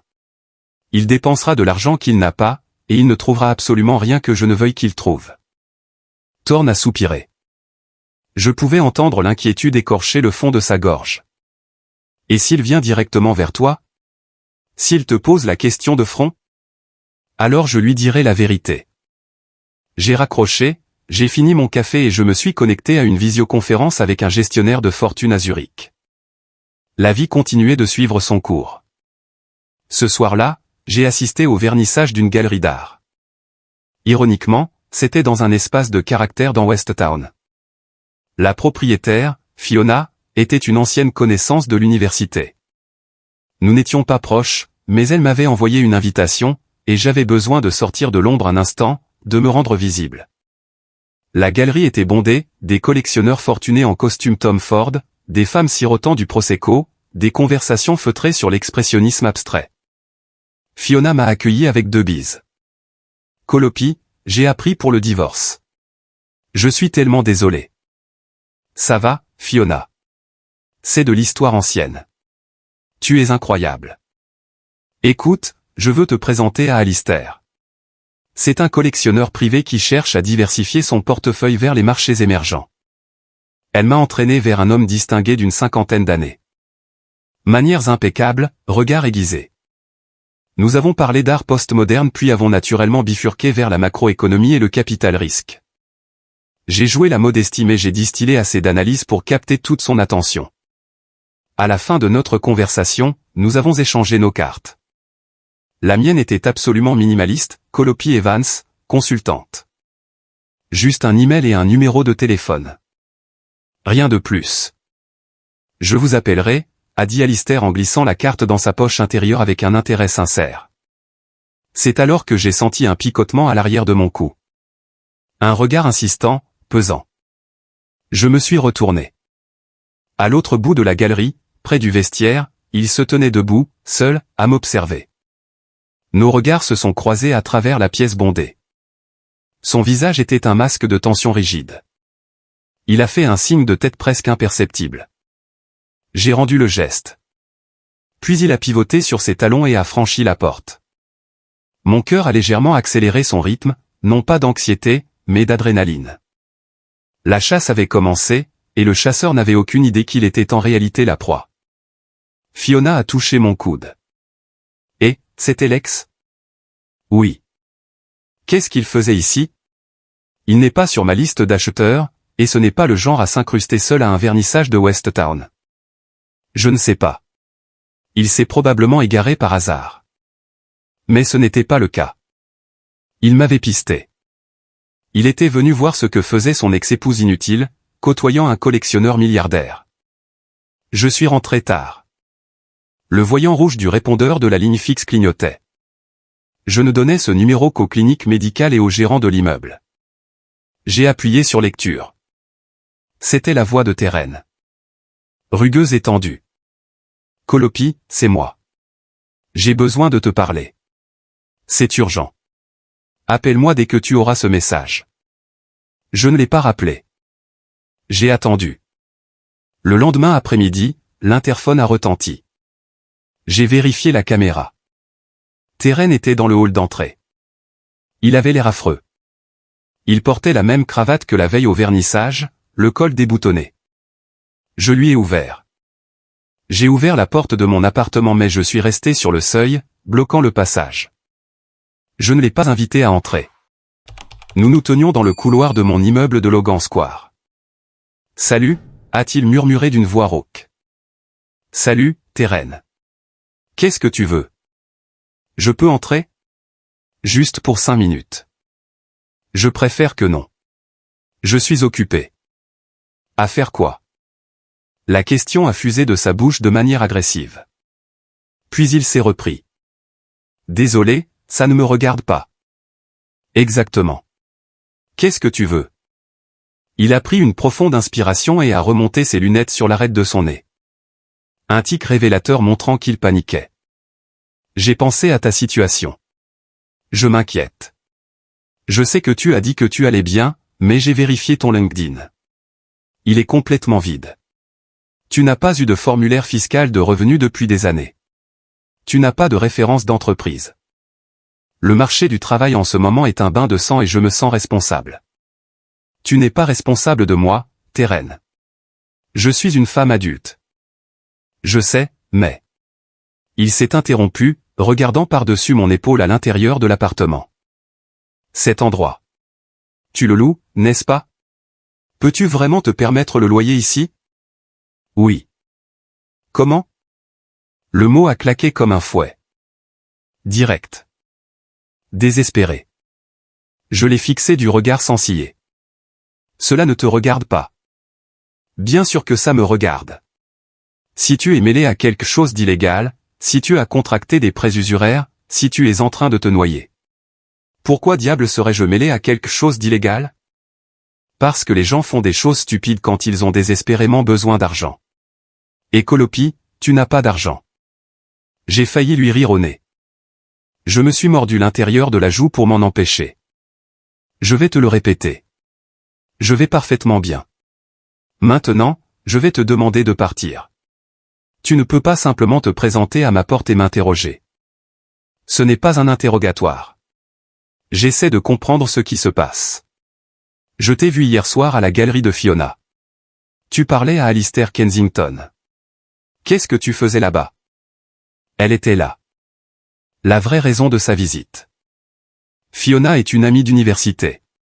Je regardais les œuvres d'art. Alistair est une connaissance. Vous étiez en pleine conversation. Il t'a donné sa carte et tu lui as donné la tienne. Quelle carte, Colopi? Tu n'as pas de carte de visite. La panique commençait à briller dans ses yeux. Une panique brute, incontrôlable, comme si la gravité de son univers s'était soudainement inversée. C'est une carte personnelle. Ce n'est rien. Et l'article, a-t-il insisté, s'approchant d'un pas et ignorant mes réponses. Le rachat de la start-up bio à Boston, le fonds luxembourgeois, Vanguard Apex Holdings. J'ai tiré quelques ficelles. C'est une boîte noire, mais un nom est apparu dans un registre de sociétés écran, Thorne, ton copain d'université, ton avocat de divorce. L'air dans le couloir est devenu d'une lourdeur impossible. Je l'ai regardé. J'ai laissé le silence s'étirer. J'ai laissé sa question paranoïaque s'envenimer dans l'espace mort entre nous. Qu'est-ce que tu insinues exactement, Terren? Rien de tout cela ne tient debout. Kreza dit que tu te comportes bizarrement. Que tu ne pleures pas. Que tu as ce bel appartement. Que tu vas à des galas d'art VIP et que tu réseautes avec des milliardaires. D'où vient l'argent, Colopi? Voilà l'ultime question, celle qu'il avait enfouie dans son subconscient pendant des années, trop arrogant pour oser la poser. Je lui ai adressé un petit sourire de pitié. Tu devrais plutôt te poser cette question à toi-même, Terren. D'où vient l'argent pour ton nouveau Pentouse à River North? Pour ta lune de miel aux Fidji, pour le diamant de 6 carats de Kreza? Parce que ton salaire de base à la banque ne couvre pas la moitié de tout cela. Je sais exactement quelles sont tes marges. Tout le sang a quitté son visage, un muscle a tressailli dans sa mâchoire. Ce ne sont pas tes affaires. Je gagne largement assez. Tu en es sûr? Ou as-tu ouvert une autre ligne de crédit? Mis en gage tes actions non acquises? Tu te noies, Terren. Et aujourd'hui, tu t'es présenté à ma porte en espérant me trouver dans la misère, juste pour te sentir un peu mieux face à ton propre navire qui coule. Je n'ai pas besoin que tu m'analyses, a-t-il hurlé, sa voix résonnant dans le couloir. Je veux juste savoir à quel genre de jeu malsain tu joues. Je ne joue à rien. Je vis ma vie. C'est toi qui es dans le faux. À faire semblant d'être un titan de Wall Street, à faire semblant d'être un jeune marié heureux, vivant un style de vie que tu n'as absolument pas les moyens de t'offrir. Et ça se voit. Je le vois dans tes yeux. Tu es terrifié. Il est resté sans voix. Sa respiration était saccadée. Il me regardait comme s'il ne m'avait jamais vu de sa vie, comme si j'étais une parfaite inconnue. Et d'une certaine manière, je l'étais. Qui es-tu, Colopi, a-t-il chuchoté. Ton ex-femme. Rien de plus. Maintenant, si tu veux bien m'excuser, j'ai du travail. J'ai fermé la porte doucement, en prenant soin de ne pas la claquer. J'ai écouté ses pas lourds et vaincus s'éloigner dans le couloir vers l'ascenseur. J'ai appuyé mon front contre le bois froid de la porte et j'ai fermé les yeux. Il n'y avait aucune joie là-dedans, seulement un immense vide et la certitude absolue que ce n'était pas fini. Loin de là. Ce soir-là, Kreza a appelé. Pas sur mon téléphone habituel. Elle a appelé sur la ligne cryptée. Celle que personne n'avait. Elle n'avait pas ce numéro, mais elle a appelé quand même. J'ai répondu sans réfléchir. Kali, c'est moi, Kreza. Sa voix tremblait. Elle pleurait de manière hystérique. Comment as-tu eu ce numéro? Ça n'a pas d'importance. J'ai besoin de te voir tout de suite. Qu'est-ce qui s'est passé? C'est Eren. Il est en train de perdre la tête. Il est rentré du travail en saccageant tout, en hurlant. Il dit que tu nous as menti. Que tu caches des millions. Est-ce que c'est vrai, Kali? Est-ce que c'est vrai? Je n'ai rien dit. Où es-tu? A-t-elle sangloté. Je suis chez moi. S'il te plaît, laisse-moi venir. Il faut qu'on parle. Nous trois, comme au bon vieux temps. Il n'y a pas de bon vieux temps, Kreza. Il n'y a jamais eu de nous trois. C'était toi et moi, jusqu'à ce que tu décides que tu voulais être la seule. Je ne règle pas ça par téléphone. Colopi, je viens. Cela me concerne. Je suis sa femme. Sa voix atteint un crescendo aigu et paniqué. Est-ce que tu as l'argent ou pas? Parce que si c'est le cas, il y a des choses que nous devons régler. Des choses que Teren a le droit légal de savoir. Et moi aussi. Si tu nous as escroqués. Escroqués? J'ai coupé sa phrase, ma voix tombant à un froid glacial. Qui a escroqué qui, Kreza? Qui a couché avec le mari de sa meilleure amie? Qui m'a menti en face pendant des mois? Qui l'a épousé 30 jours après que l'encre du divorce a séché? C'est différent. Tu le rendais malheureux. Tu ne te souciais pas de lui. Il m'aimait, et il voulait mon argent. Ou du moins l'argent qu'il pense que j'ai. C'est de cela qu'il s'agit. Tu as enfin réalisé que ton nouveau mari n'est pas le gros poisson de Wall Street que tu croyais. Et maintenant, tu viens vers moi pour le renflouer. Sa respiration s'est bloquée dans un hoquet étouffé. Tu es une sociopathe. Tu l'as toujours été. Une fille froide et calculatrice. Qu'est-ce que tu as dit à Teren aujourd'hui? Qu'est-ce que tu lui as fait? Je lui ai dit la vérité. Rien de plus. Maintenant, raccroche ce téléphone et n'appelle plus jamais ce numéro. J'ai raccroché, j'ai bloqué le numéro et j'ai éteint l'appareil. Mes mains tremblaient, non pas de peur, mais de rage. Une rage pure et cristalline qui brûlait de l'intérieur. Mon téléphone fixe a sonné. J'ai laissé le répondeur prendre l'appel. C'était Teren. Il avait l'air ivre, bafouillant ses mots, complètement brisé. Colopi, s'il te plaît, parle-moi. Dis-moi la vérité. Est-ce que tu as l'argent? Est-ce que tu me mens depuis 5 ans? Qui es-tu, bordel? Il a raccroché. Puis le silence. Je me suis assise dans l'obscurité de my salon. Je n'ai pas allumé les lampes. J'ai pensé au jour où j'avais signé les papiers du divorce. Le soulagement absolu plaqué sur son visage. J'ai pensé au mariage avec Geneva. Aux Fidji. J'ai pensé à Kreza jouant le rôle de la meilleure amie inquiète pendant qu'elle me volait ma vie. J'ai pensé à moi-même jouant le rôle de l'épouse inutile. Et j'ai su avec une certitude absolue que le jeu était terminé. La mascarade s'était effondrée. Demain, le soleil se lèverait, et avec lui la vérité. Toute la vérité. Et aucun d'eux n'était prêt pour les conséquences. J'ai souri dans le noir. Demain allait être une journée très intéressante. Le fait que Terren se soit présenté à ma porte à 3 heures du matin n'était pas une surprise. Le whisky lui empâtait la langue, mais il ne pouvait pas masquer la panique absolue qui émanait de lui. J'ai besoin de te voir tout de suite. Il est 3 heures du matin, Terren. Je m'en fiche. J'ai vu les papiers. J'ai raccroché l'interphone. 10 secondes plus tard, ma sonnette a retenti comme une alarme incendie. J'ai regardé par le Judas. Il était seul, vacillant légèrement, serrant un dossier Kraft froissé sous le bras. J'ai ouvert la porte. Il est entré de force, exhalant une odeur de single malt et de désespoir. Il a marché vers le salon et a jeté le dossier sur la table basse avec un bruit sourd. « Qu'est-ce que Vanguard Apex ?» a-t-il craché. Je me suis assise sur le canapé en face de lui, vêtu d'un peignoir en soie, parfaitement calme. Une société de capital investissement. Et quel est ton lien avec elle? Pourquoi ton nom y est-il associé? Il a déchiré le dossier, en sortant des impressions froissées, des déclarations à la SEC, des documents du registre des sociétés, un réseau complexe de sociétés écrans. Mon nom n'apparaissait pas explicitement, mais celui de Tornouille. Et quelqu'un avait dessiné une épaisse flèche bleue pointant vers les marges. Tu as engagé un détective privé, Terren. Je n'ai pas eu besoin de le faire. J'ai suivi les indices. Vanguard a une filiale qui a financé la start-up bio de Boston. Cette filiale transfère des fonds depuis une banque privée à Genève et injecte des capitaux dans une fiducie philanthropique nouvellement créée, le Fonds pour l'innovation des femmes.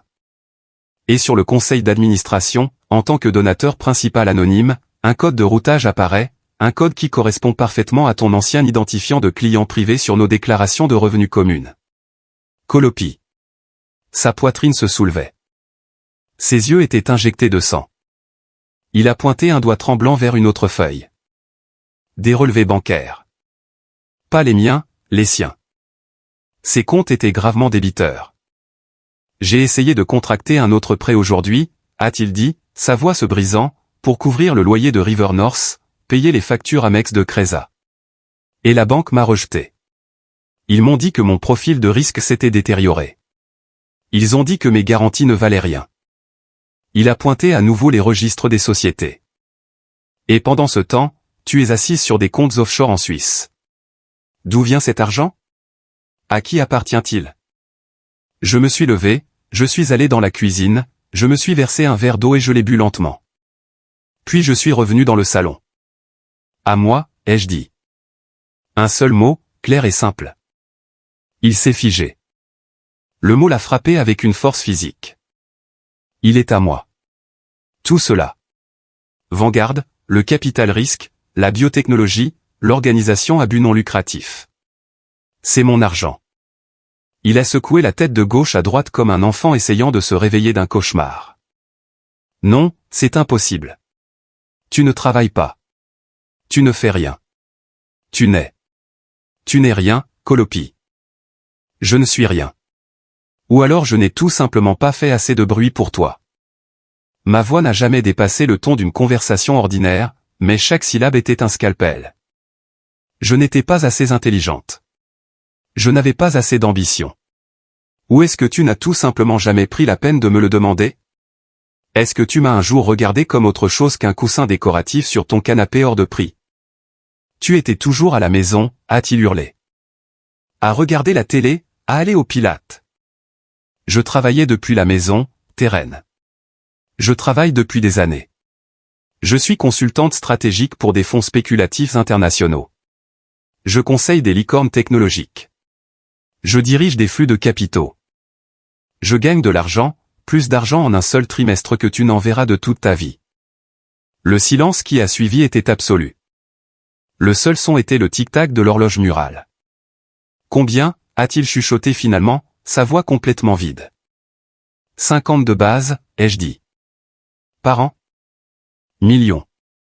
50 000 par mois de base, plus des bonus de performance très importants. Cela fluctue selon les marchés. L'année dernière, j'ai dégagé 8 chiffres. Il s'est effondré dans le fauteuil comme si quelqu'un avait coupé ses ficelles. Les papiers gisaient éparpillés sur le parquet. Et le contrat de mariage, a-t-il marmonné, fixant le tapis d'un air hébété. Tu l'as signé si joyeusement parce que tu savais. Tu savais que je protégeais mes centimes pendant que tu étais assise sur une mine d'or.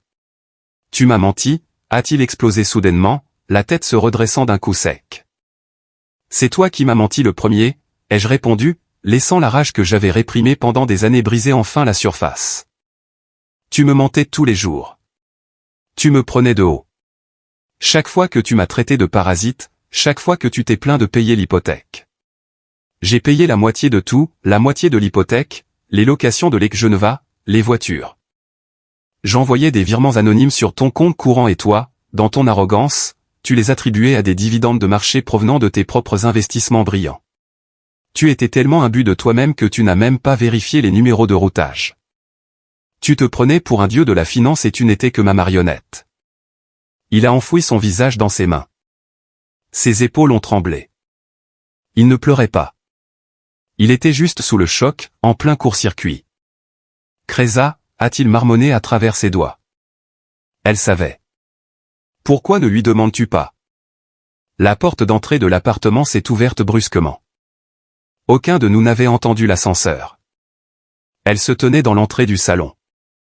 Kreza, les cheveux clairs en bataille, portant un trench coat de créateur froissé par-dessus un jogging.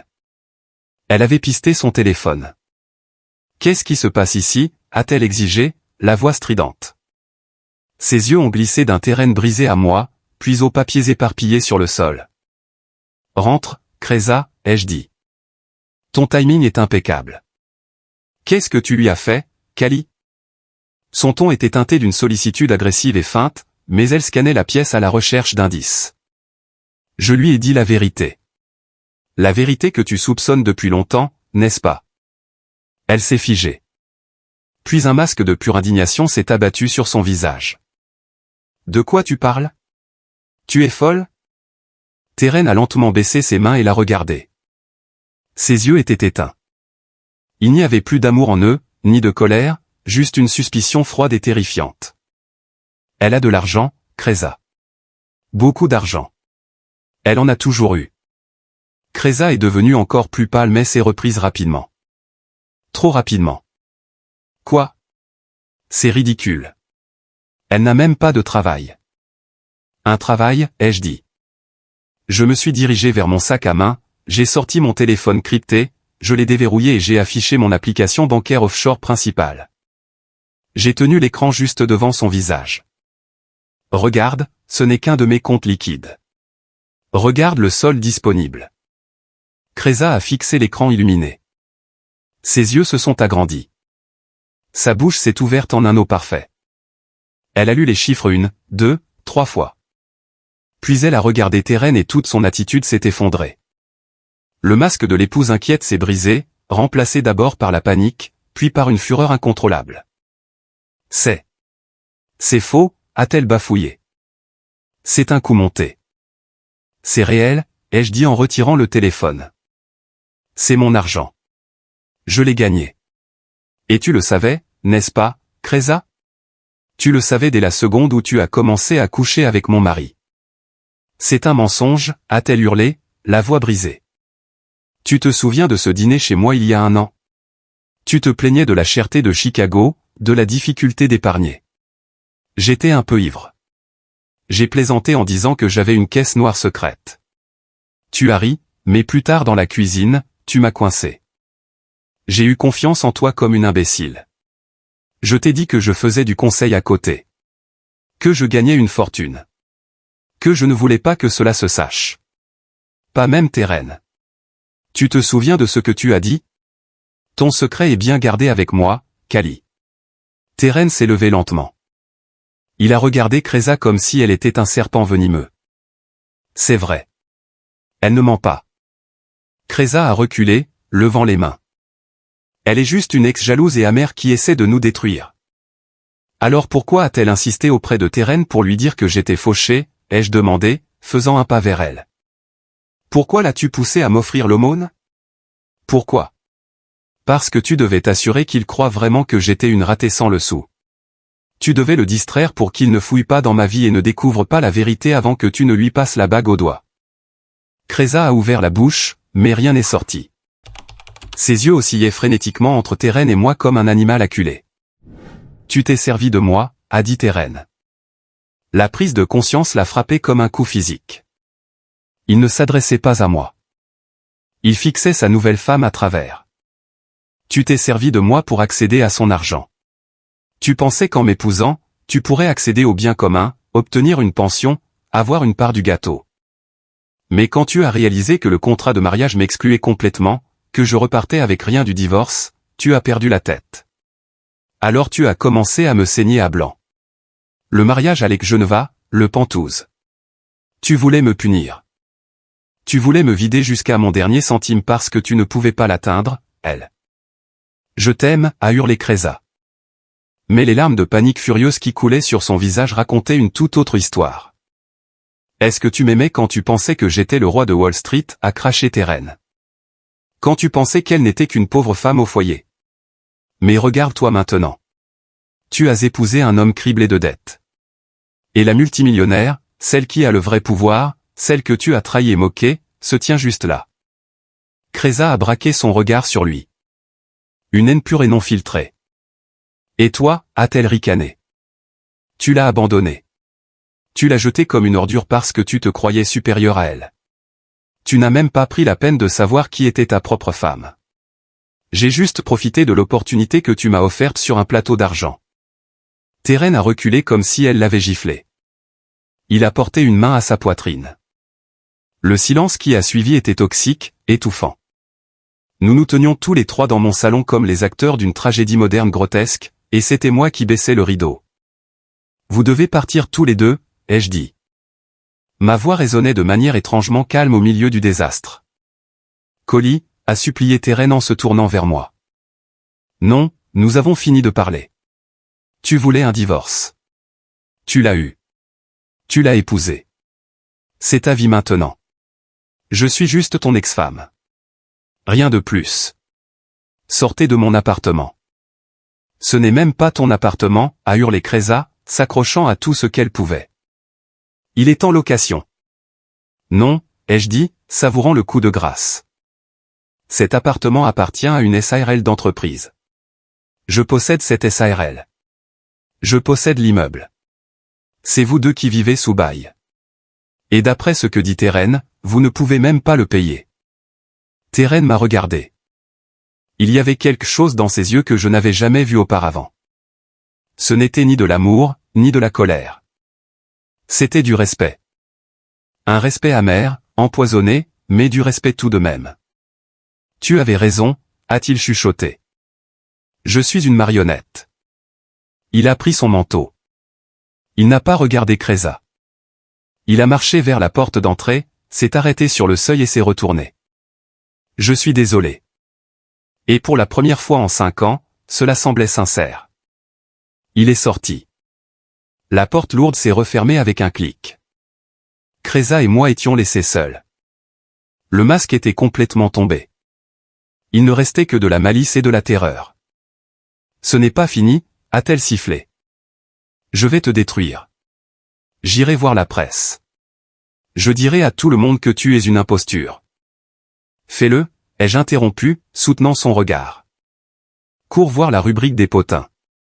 Raconte-leur ta version, et ensuite je leur raconterai la mienne. L'histoire de la demoiselle d'honneur qui a couché avec le mari, orchestré un divorce, l'a épousé 30 jours plus tard, puis a fait une crise de nerfs en découvrant qu'il était fauché. À ton avis, qui la société de Chicago va-t-elle croire? Kreza, la discrète investisseuse autodidacte ou la grimpeuse sociale désespérée et briseuse de ménage? Elle a ouvert la bouche, l'a refermée, et s'est étouffée dans un sanglot. Elle n'avait plus aucun coup à jouer. Échec et mat. Elle a pivoté sur ses talons loup-boutin et a fui l'appartement. La porte a claqué derrière elle. Le silence est revenu, plus épais et plus lourd qu'auparavant. J'ai pris une profonde inspiration. La pièce sentait le whisky bon marché, le parfum lourd et la trahison. Je me suis dirigé vers la fenêtre et je l'ai entr'ouverte. L'air glacial d'avant l'aube s'est engouffré, purifiant mon foyer de cette toxicité, purifiant mes poumons. Je ne me sentais pas triomphante. Je ne ressentais pas de joie. Juste un immense vide résonnant et de la paix. Une paix étrange et profonde. Le mensonge était mort. La mascarade était terminée. Tout était en pleine lumière. Laisse Teren porter le poids de son arrogance brisée. Laisse Kreza s'étouffer avec ses ambitions ruinées. J'avais ma liberté. Chère, douloureuse, mais définitivement mienne. J'ai souri, sans personne pour me regarder. Juste pour moi-même. Demain était un autre jour. Le premier d'une longue série. Sans ombre, sans secret. La lumière du matin traversait la fenêtre ouverte. Je n'avais pas dormi. Je ne pouvais pas. J'étais assise dans mon fauteuil, entourée des registres de sociétés éparpillés sur le sol. Mon téléphone personnel a vibré sur la table basse. Je ne l'ai pas regardé. Je savais qui c'était. Je l'ai laissé vibrer jusqu'à ce qu'il s'arrête. Puis il a vibré à nouveau. Puis le signal sonore d'un SMS reçu. J'ai cédé et j'ai regardé. 3 énormes pavés de texte de Kreza. Frénétique. Tu as ruiné ma vie. Teren est parti. Il dit qu'il demande l'annulation du mariage. C'est de ta faute. J'ai besoin d'argent. Ma famille a des ennuis. Si tu ne m'aides pas, tu le regretteras. J'ai supprimé la discussion et j'ai bloqué le numéro définitivement. Ces menaces ne signifiaient plus rien pour moi désormais. Mais la mention de sa famille a réveillé un souvenir. Le père de Kreza dirigeait une entreprise de logistique d'import-export véreuse. Thorn avait mentionné il y a des mois qu'ils faisaient l'objet d'une enquête, qu'ils étaient très endettés et qu'ils devaient des millions aux créanciers. Kreza n'avait pas seulement épousé Teren pour le train de vie. Elle l'avait épousé en croyant qu'il était une bouée de sauvetage pour sa famille en train de sombrer. Une bouée faite de papier. Mon téléphone crypté a sonné. Thorn, tu es toujours en vie, a-t-il demandé sans salutation. Il avait l'air stressé. Très bien, qu'est-ce qui ne va pas? Teren a appelé 3 journalistes financiers hier soir. Ivre, divagant sur Vanguard, la fiducie, absolument tout. Il essayait de confirmer des faits. Un des journalistes m'a appelé parce que je suis répertorié comme administrateur gérant. J'ai dû étouffer l'affaire. Un œuf froid s'est formé dans mon estomac. Un homme désespéré est un homme dangereux. Qu'est-ce que tu leur as dit? Que c'est un bureau de gestion de patrimoine familial privé. Que les bénéficiaires sont strictement anonymes. Et que publier des rumeurs non vérifiées sur des structures de capital investissement s'expose à des poursuites massives pour diffamation. Ils ont reculé. Mes colis, c'est jouer avec le feu. Si le Wall Street Journal fouille vraiment là-dedans, ils te démasqueront. Le bouclier de confidentialité tiendra le coup juridiquement, mais sur le plan des relations publiques, ce sera un cauchemar. Laisse-les creuser. Je n'ai plus rien à cacher. Tu en es sûr? Parce que cela commence à fuiter dans le domaine public, surtout avec la famille de Kreza dans le collimateur. Ça devient moche.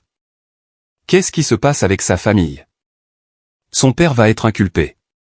La SEC et le FBI ont perquisitionné ses bureaux ce matin. Banqueroute frauduleuse. Ils essayaient de transférer des actifs offshore aux Caïmans pour échapper aux créanciers. Tous leurs comptes nationaux sont gelés.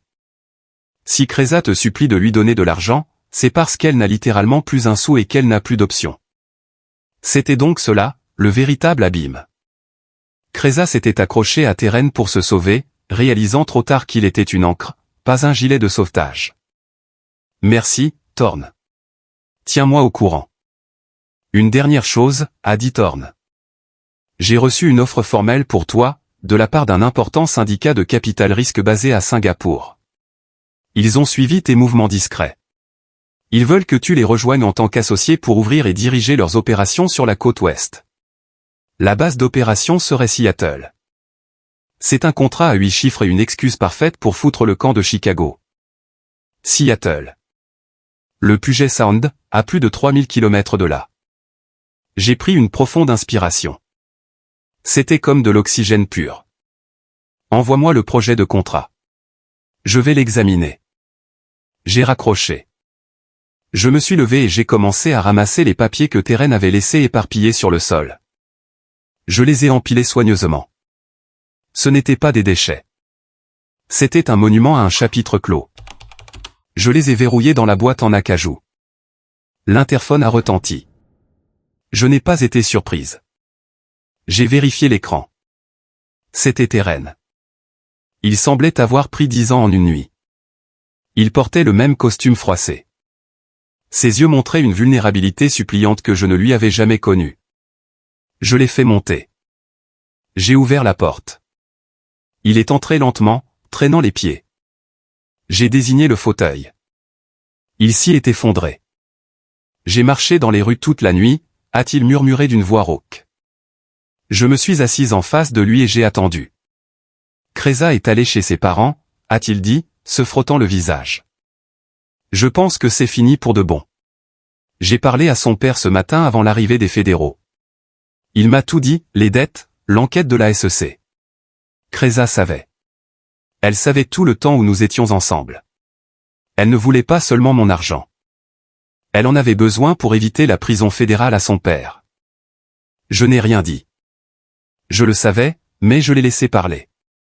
Il avait besoin de cette catharsis. Il avait besoin d'exprimer verbalement l'abîme absolu de sa propre stupidité. Je suis un idiot.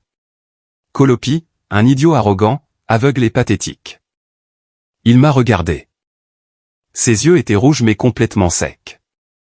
J'ai méprisé tout ce que tu faisais. Et pendant tout ce temps, c'était toi qui tenais les rênes, pas seulement pour l'argent, pour tout, y compris mon propre ego. Je ne te contrôlais pas, Teren. J'observais et je me taisais. Pourquoi, a-t-il demandé. Une question sincère et déchirante. Pourquoi ne me l'as-tu pas dit? Pourquoi m'as-tu laissé faire de toi la méchante? La femme entretenue? C'était une bonne question. La réponse était complexe. Au début, c'était de la fierté. Je voulais que tu m'aimes pour moi, pas pour mon portefeuille. Ensuite, le silence est devenu une habitude. Et à la fin. J'ai fait une pause, choisissant mes mots avec soin. À la fin, c'était de la peur. La peur que si tu savais combien d'argent j'avais, tu ne partirais jamais. Et je ne t'aimais plus. Mais j'étais trop lâche pour appuyer moi-même sur la gâchette. Alors je t'ai laissé penser que tu m'avais dépassé. J'ai préparé le terrain pour que tu partes. Il a fermé les yeux comme si les mots le blessaient physiquement. Alors c'est ça. Le divorce, Kreza, mes dettes colossales. Tout cela était évitable. Non, tu as fait tes choix. Tu as choisi de coucher avec Kreza. Tu as choisi d'engager tes options d'achat d'actions pour acheter un pantouse que tu ne pouvais pas t'offrir. Je me suis contenté de m'écarter et de te regarder faire. Et tu as apprécié, a-t-il dit, une pointe d'amertume refaisant surface. Tu as aimé me voir brûler? Non, ai-je répondu honnêtement. Je n'ai pas apprécié. Cela m'a rendu triste, et cela m'a mise en colère, mais surtout, cela m'a libéré. Parce que chaque décision arrogante que tu prenais validait les miennes. Cela prouvait que tu n'étais pas l'homme que je croyais. Que tu ne l'as jamais été. Il s'est levé, s'est approché de la fenêtre et a contemplé la silhouette de Logan Square. J'ai perdu mon travail, a-t-il dit calmement. Cela m'a surprise. Quoi? La banque réduit ses effectifs.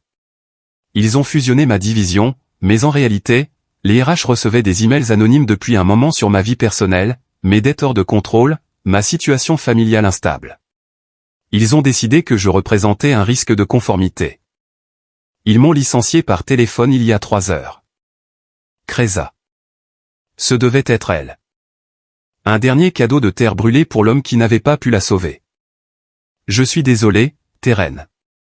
Il s'est retourné avec un sourire d'autodérision sur les lèvres. Ne le sois pas. Je l'ai mérité. C'est une justice poétique, non? L'arrogant banquier de Wall Street noyé sous les dettes, licencié et fauché, tandis que l'ex-femme qui l'a jeté avec les ordures est une millionnaire clandestine. On dirait un mauvais scénario Netflix. La vie est généralement plus étrange que la fiction. Il s'est approché, s'arrêtant à quelques pas. Y a-t-il une chance, Colopi? Une chance, même minime? Pourquoi faire? Je ne sais même pas. Le pardon. Une seconde chance. Je sais que je ne la mérite pas, mais je la demande. Pour les 5 ans que nous avons passés ensemble.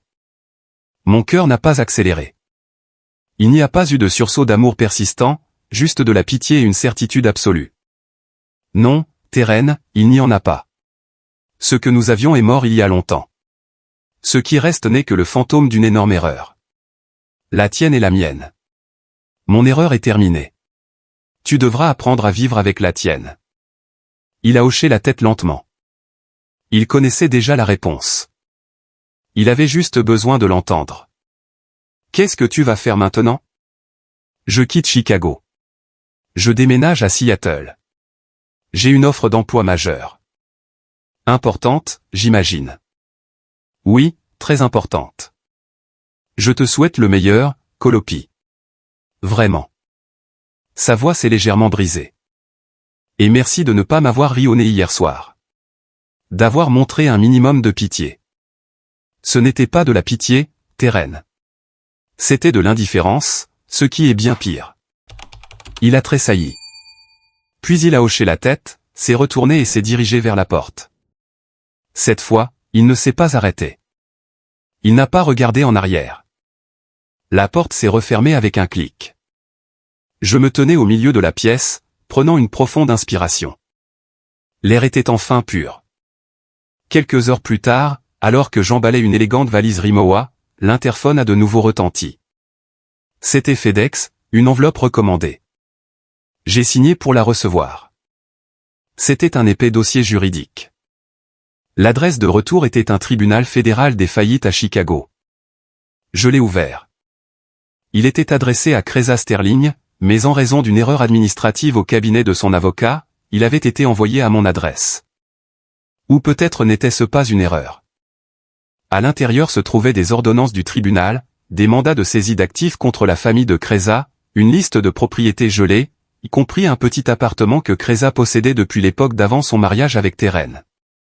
Son dernier filet de sécurité avait disparu, confisqué par les fédéraux. Un post-it griffonné par son père y était attaché, « Cresa, je suis tellement désolé. Je n'avais plus d'option. Fuis si tu peux, papa. » Un effondrement total. J'ai remis les papiers dans l'enveloppe. Ce n'était pas mon problème, mais c'était une arme chargée au cas où j'en aurais besoin un jour.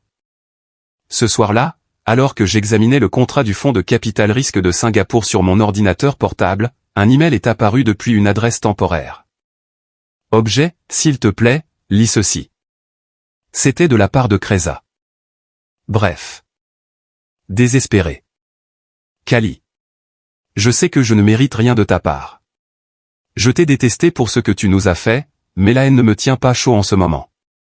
Ma famille est détruite. Mon mari divorce. Les fédéraux ont pris mon appartement. Je n'ai rien.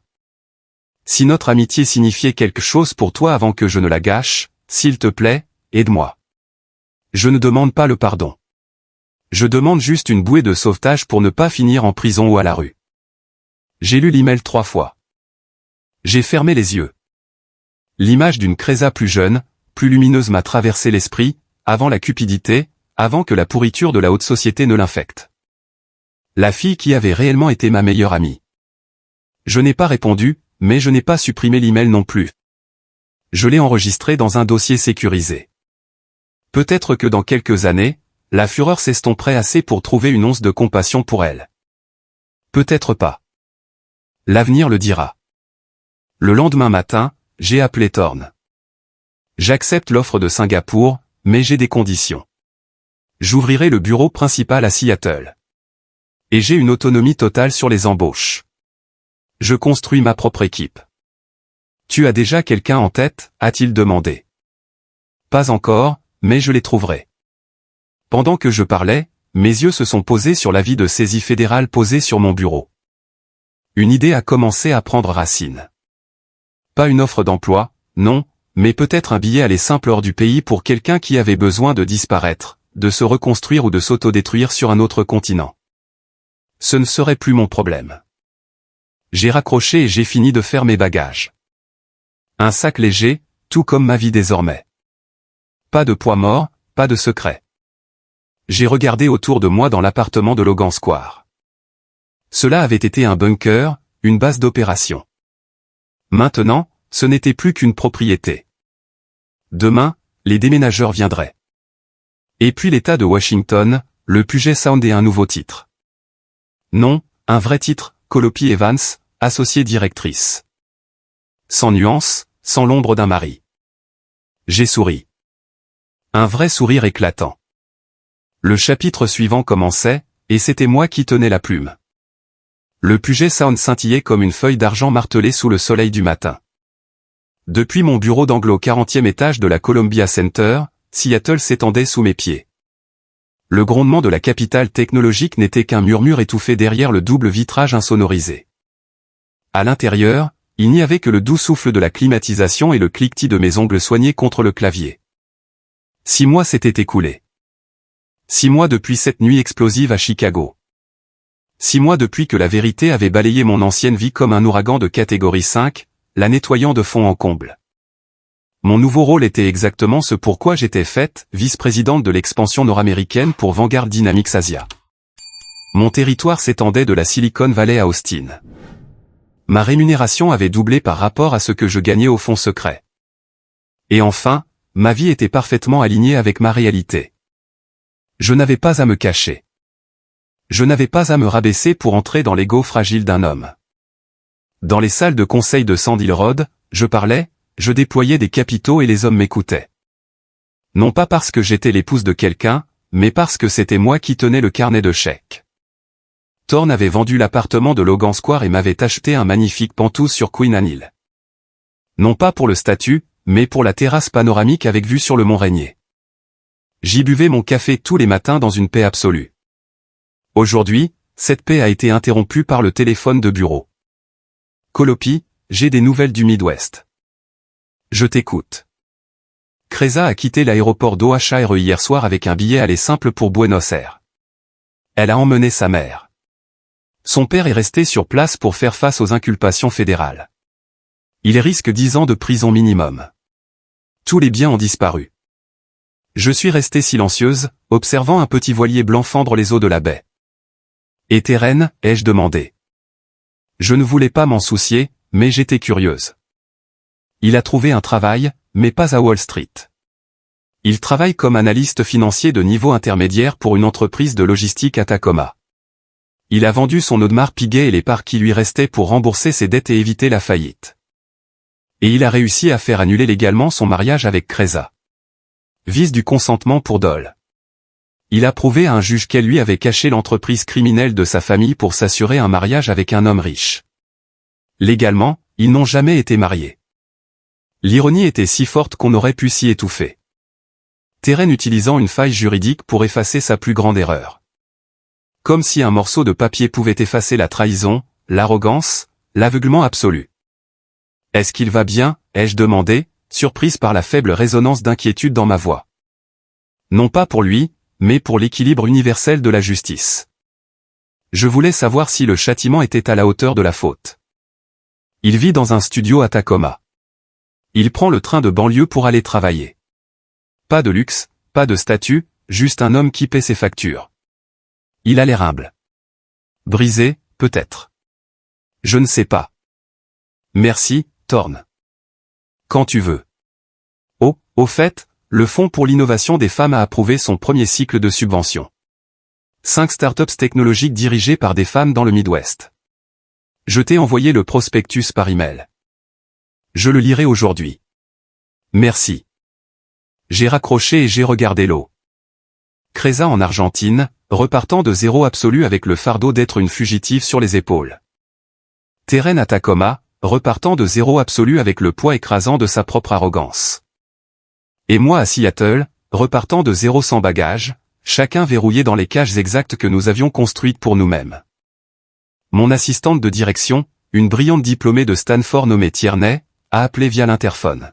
« Mademoiselle Evans, vous avez un visiteur sans rendez-vous en bas dans le hall d'entrée. Il n'a pas de rendez-vous, mais il insiste pour vous voir. Il dit s'appeler Terren. » Mon cœur a cogné lentement et lourdement. Non pas de panique, mais d'une pure incrédulité. Qu'est-ce qu'il foutait dans l'État de Washington? Fais-le monter. 10 minutes plus tard, Tierney a ouvert la lourde porte vitrée de mon bureau. Terren est entré. J'ai failli ne pas le reconnaître. Il avait perdu du poids.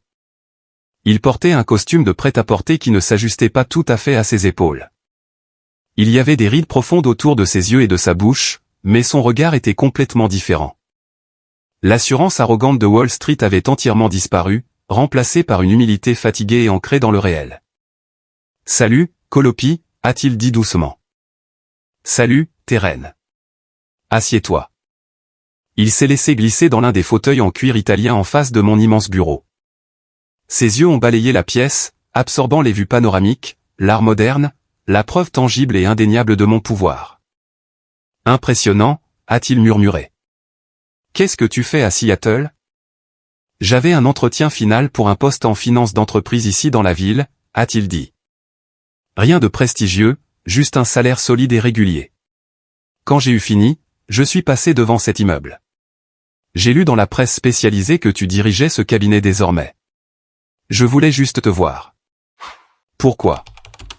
Pour fermer le livre de la bonne façon. La dernière fois que nous avons parlé, c'était au milieu d'une zone de guerre. Aujourd'hui, c'est juste un mardi normal.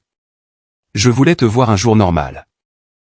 J'ai hoché la tête, laissant le silence s'étirer, lui offrant l'espace s'il souhaitait parler. J'ai obtenu l'annulation, a-t-il dit, regardant ses mains sur ses genoux. Légalement, cela ne s'est jamais produit. C'est drôle, n'est-ce pas ? Tu signes un papier et tu dis quelques mots, et tu penses que cela le rend réel. Puis un autre papier l'efface comme s'il s'agissait d'une faute de frappe. Mais ce n'est pas une faute de frappe. Les choses se produisent. Elles laissent des marques. Oui, elles laissent des marques. Tu en as beaucoup. Il a levé les yeux vers moi. La plus profonde est celle que je me suis infligée quand je t'ai perdu. Non pas à cause de tes comptes bancaires, Colopi. Oui, cela me tue d'avoir été si stupide.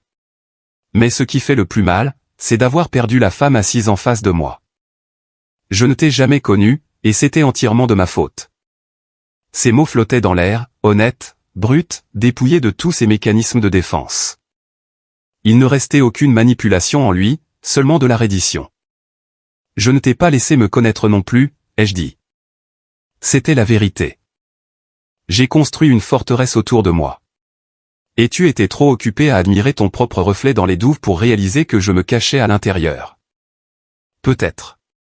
Mais j'ai eu beaucoup de temps dans le train pour réfléchir. Et j'ai réalisé quelque chose, je l'ai mérité.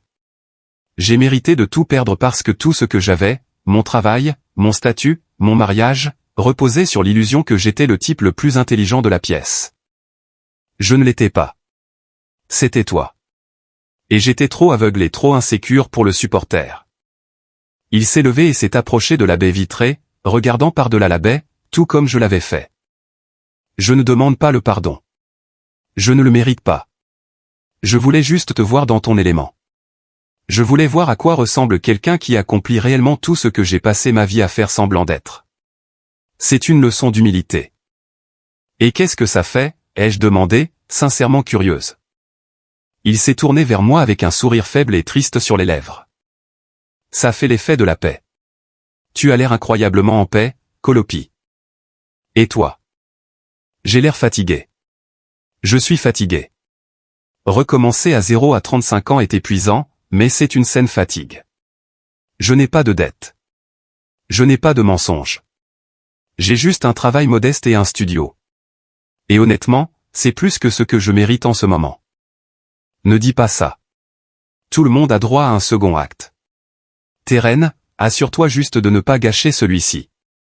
Il a laissé échapper un rire court et sincère. Voilà la Colopi que j'aurais dû vouloir connaître, brutalement honnête, celle qui ne cherche pas à adoucir la réalité. J'ai toujours été cette personne. C'est juste que tu n'écoutais pas. Tu as raison. Il s'est rapproché de mon bureau. Il n'a pas tendu la main. Il a juste fait un signe de tête profond et respectueux. Je ne vais pas te prendre plus de temps. Bonne chance, Colopi, pour tout. Bonne chance pour le travail en ville. Terren est sorti. La lourde porte vitrée s'est refermée silencieusement derrière lui. Je me suis assise dans mon fauteuil, respirant l'air climatisé. Sa visite n'a réveillé aucun traumatisme enfoui. Elle a fait le contraire, elle a cautérisé la blessure. J'avais vu ses yeux, et il n'y restait plus de malice. Seuls les débuts douloureux de la sagesse. Ce soir-là, sur ma terrasse de Queen Anne, je me suis préparé un dîner simple, une salade de choux frisés et un verre de cabernet de Napa Valley. Avec les lumières étincelantes de Seattle étalées devant moi, j'ai ouvert mon ordinateur portable et j'ai examiné le prospectus du Fonds pour l'innovation des femmes, une entreprise de technologie agricole durable dans l'Ohio, une plateforme de logistique d'IA dirigée par des femmes à Détroit. Des femmes qui se battaient, construisaient, créaient en silence, tout comme je l'avais fait. J'ai souri, un sourire profond venu de l'âme. Je me suis connecté à mon portail bancaire privé pour autoriser une dotation complémentaire anonyme massive au fond. Un filet de sécurité pour ces femmes afin qu'elles aient la liberté d'échouer, la liberté de grandir, la liberté que j'avais dû bâtir pour moi-même dans l'obscurité. Alors que je cliquais sur autoriser le transfert, une alerte de sécurité est apparue. Êtes-vous sûr de vouloir transférer ce montant? Mon téléphone a sonné. Colopi, désolé de t'appeler si tard. Je viens de recevoir une alerte automatique du compte séquestre de la fondation. Tu viens de lancer un transfert à 8 chiffres. Tout va bien, Thorne. C'est juste un investissement dans l'avenir, j'ai pensé. Écoute, je viens de recevoir une autre alerte. Terren a obtenu le poste en ville et il vient de faire un don au Fonds pour l'innovation des femmes. Cela a été traité de manière anonyme, mais le système a signalé le numéro de routage parce qu'il correspond à ses anciens comptes. Je me suis figé complètement. J'ai regardé l'horizon sombre où l'océan engloutissait le ciel. Combien? $100. C'est une fraction de goutte d'eau dans l'océan, mais c'est symbolique. Qu'est-ce que tu veux que je fasse de cela? Accepte-le et envoie automatiquement un reçu fiscal à son email. Pas de nom, juste la date, le montant et un mot standard. Un seul mot, merci. Pourquoi? Pour avoir enfin ouvert les yeux. Pour avoir payé ses dettes, non pas avec de la fausse monnaie, mais avec une réelle humilité. Thorne est resté silencieux un instant. Très bien, Colopi, c'est fait. Passe une bonne nuit. Bonne nuit, Thorne. J'ai raccroché, j'ai fermé l'ordinateur et j'ai fini mon vin. L'air nocturne du Pacifique Nord-Ouest était frais et pur, plein d'une promesse infinie. Il avait donné $100. J'avais donné des millions. Ce n'était pas la même chose, mais chacun à notre manière, nous étions enfin libres. Lui de son arrogance aveuglante, moi de mon silence étouffant, et Kreza de son envie toxique. Nous avions tous touché notre fond absolu. Et maintenant, nous construisions tous quelque chose de nouveau sur les décombres. J'ai regardé la silhouette illuminée de la ville, pensant à la fondatrice dans l'Ohio, à sa lutte silencieuse, à sa victoire imminente, tout comme la mienne. J'ai souri à nouveau. Cette fois, cela venait d'un endroit profond et intact de mon âme, là où les blessures ne saignaient plus. Elles n'étaient plus que des cicatrices désormais. Et les cicatrices ne font pas mal. Elles vous rappellent simplement que vous avez survécu à la guerre. Je suis retourné à l'intérieur et j'ai verrouillé la porte de la terrasse. Le silence dans ma maison était absolu. Mais ce n'était plus le silence lourd et anxieux d'un mensonge. C'était le silence de la paix. Et enfin, il était complètement mien.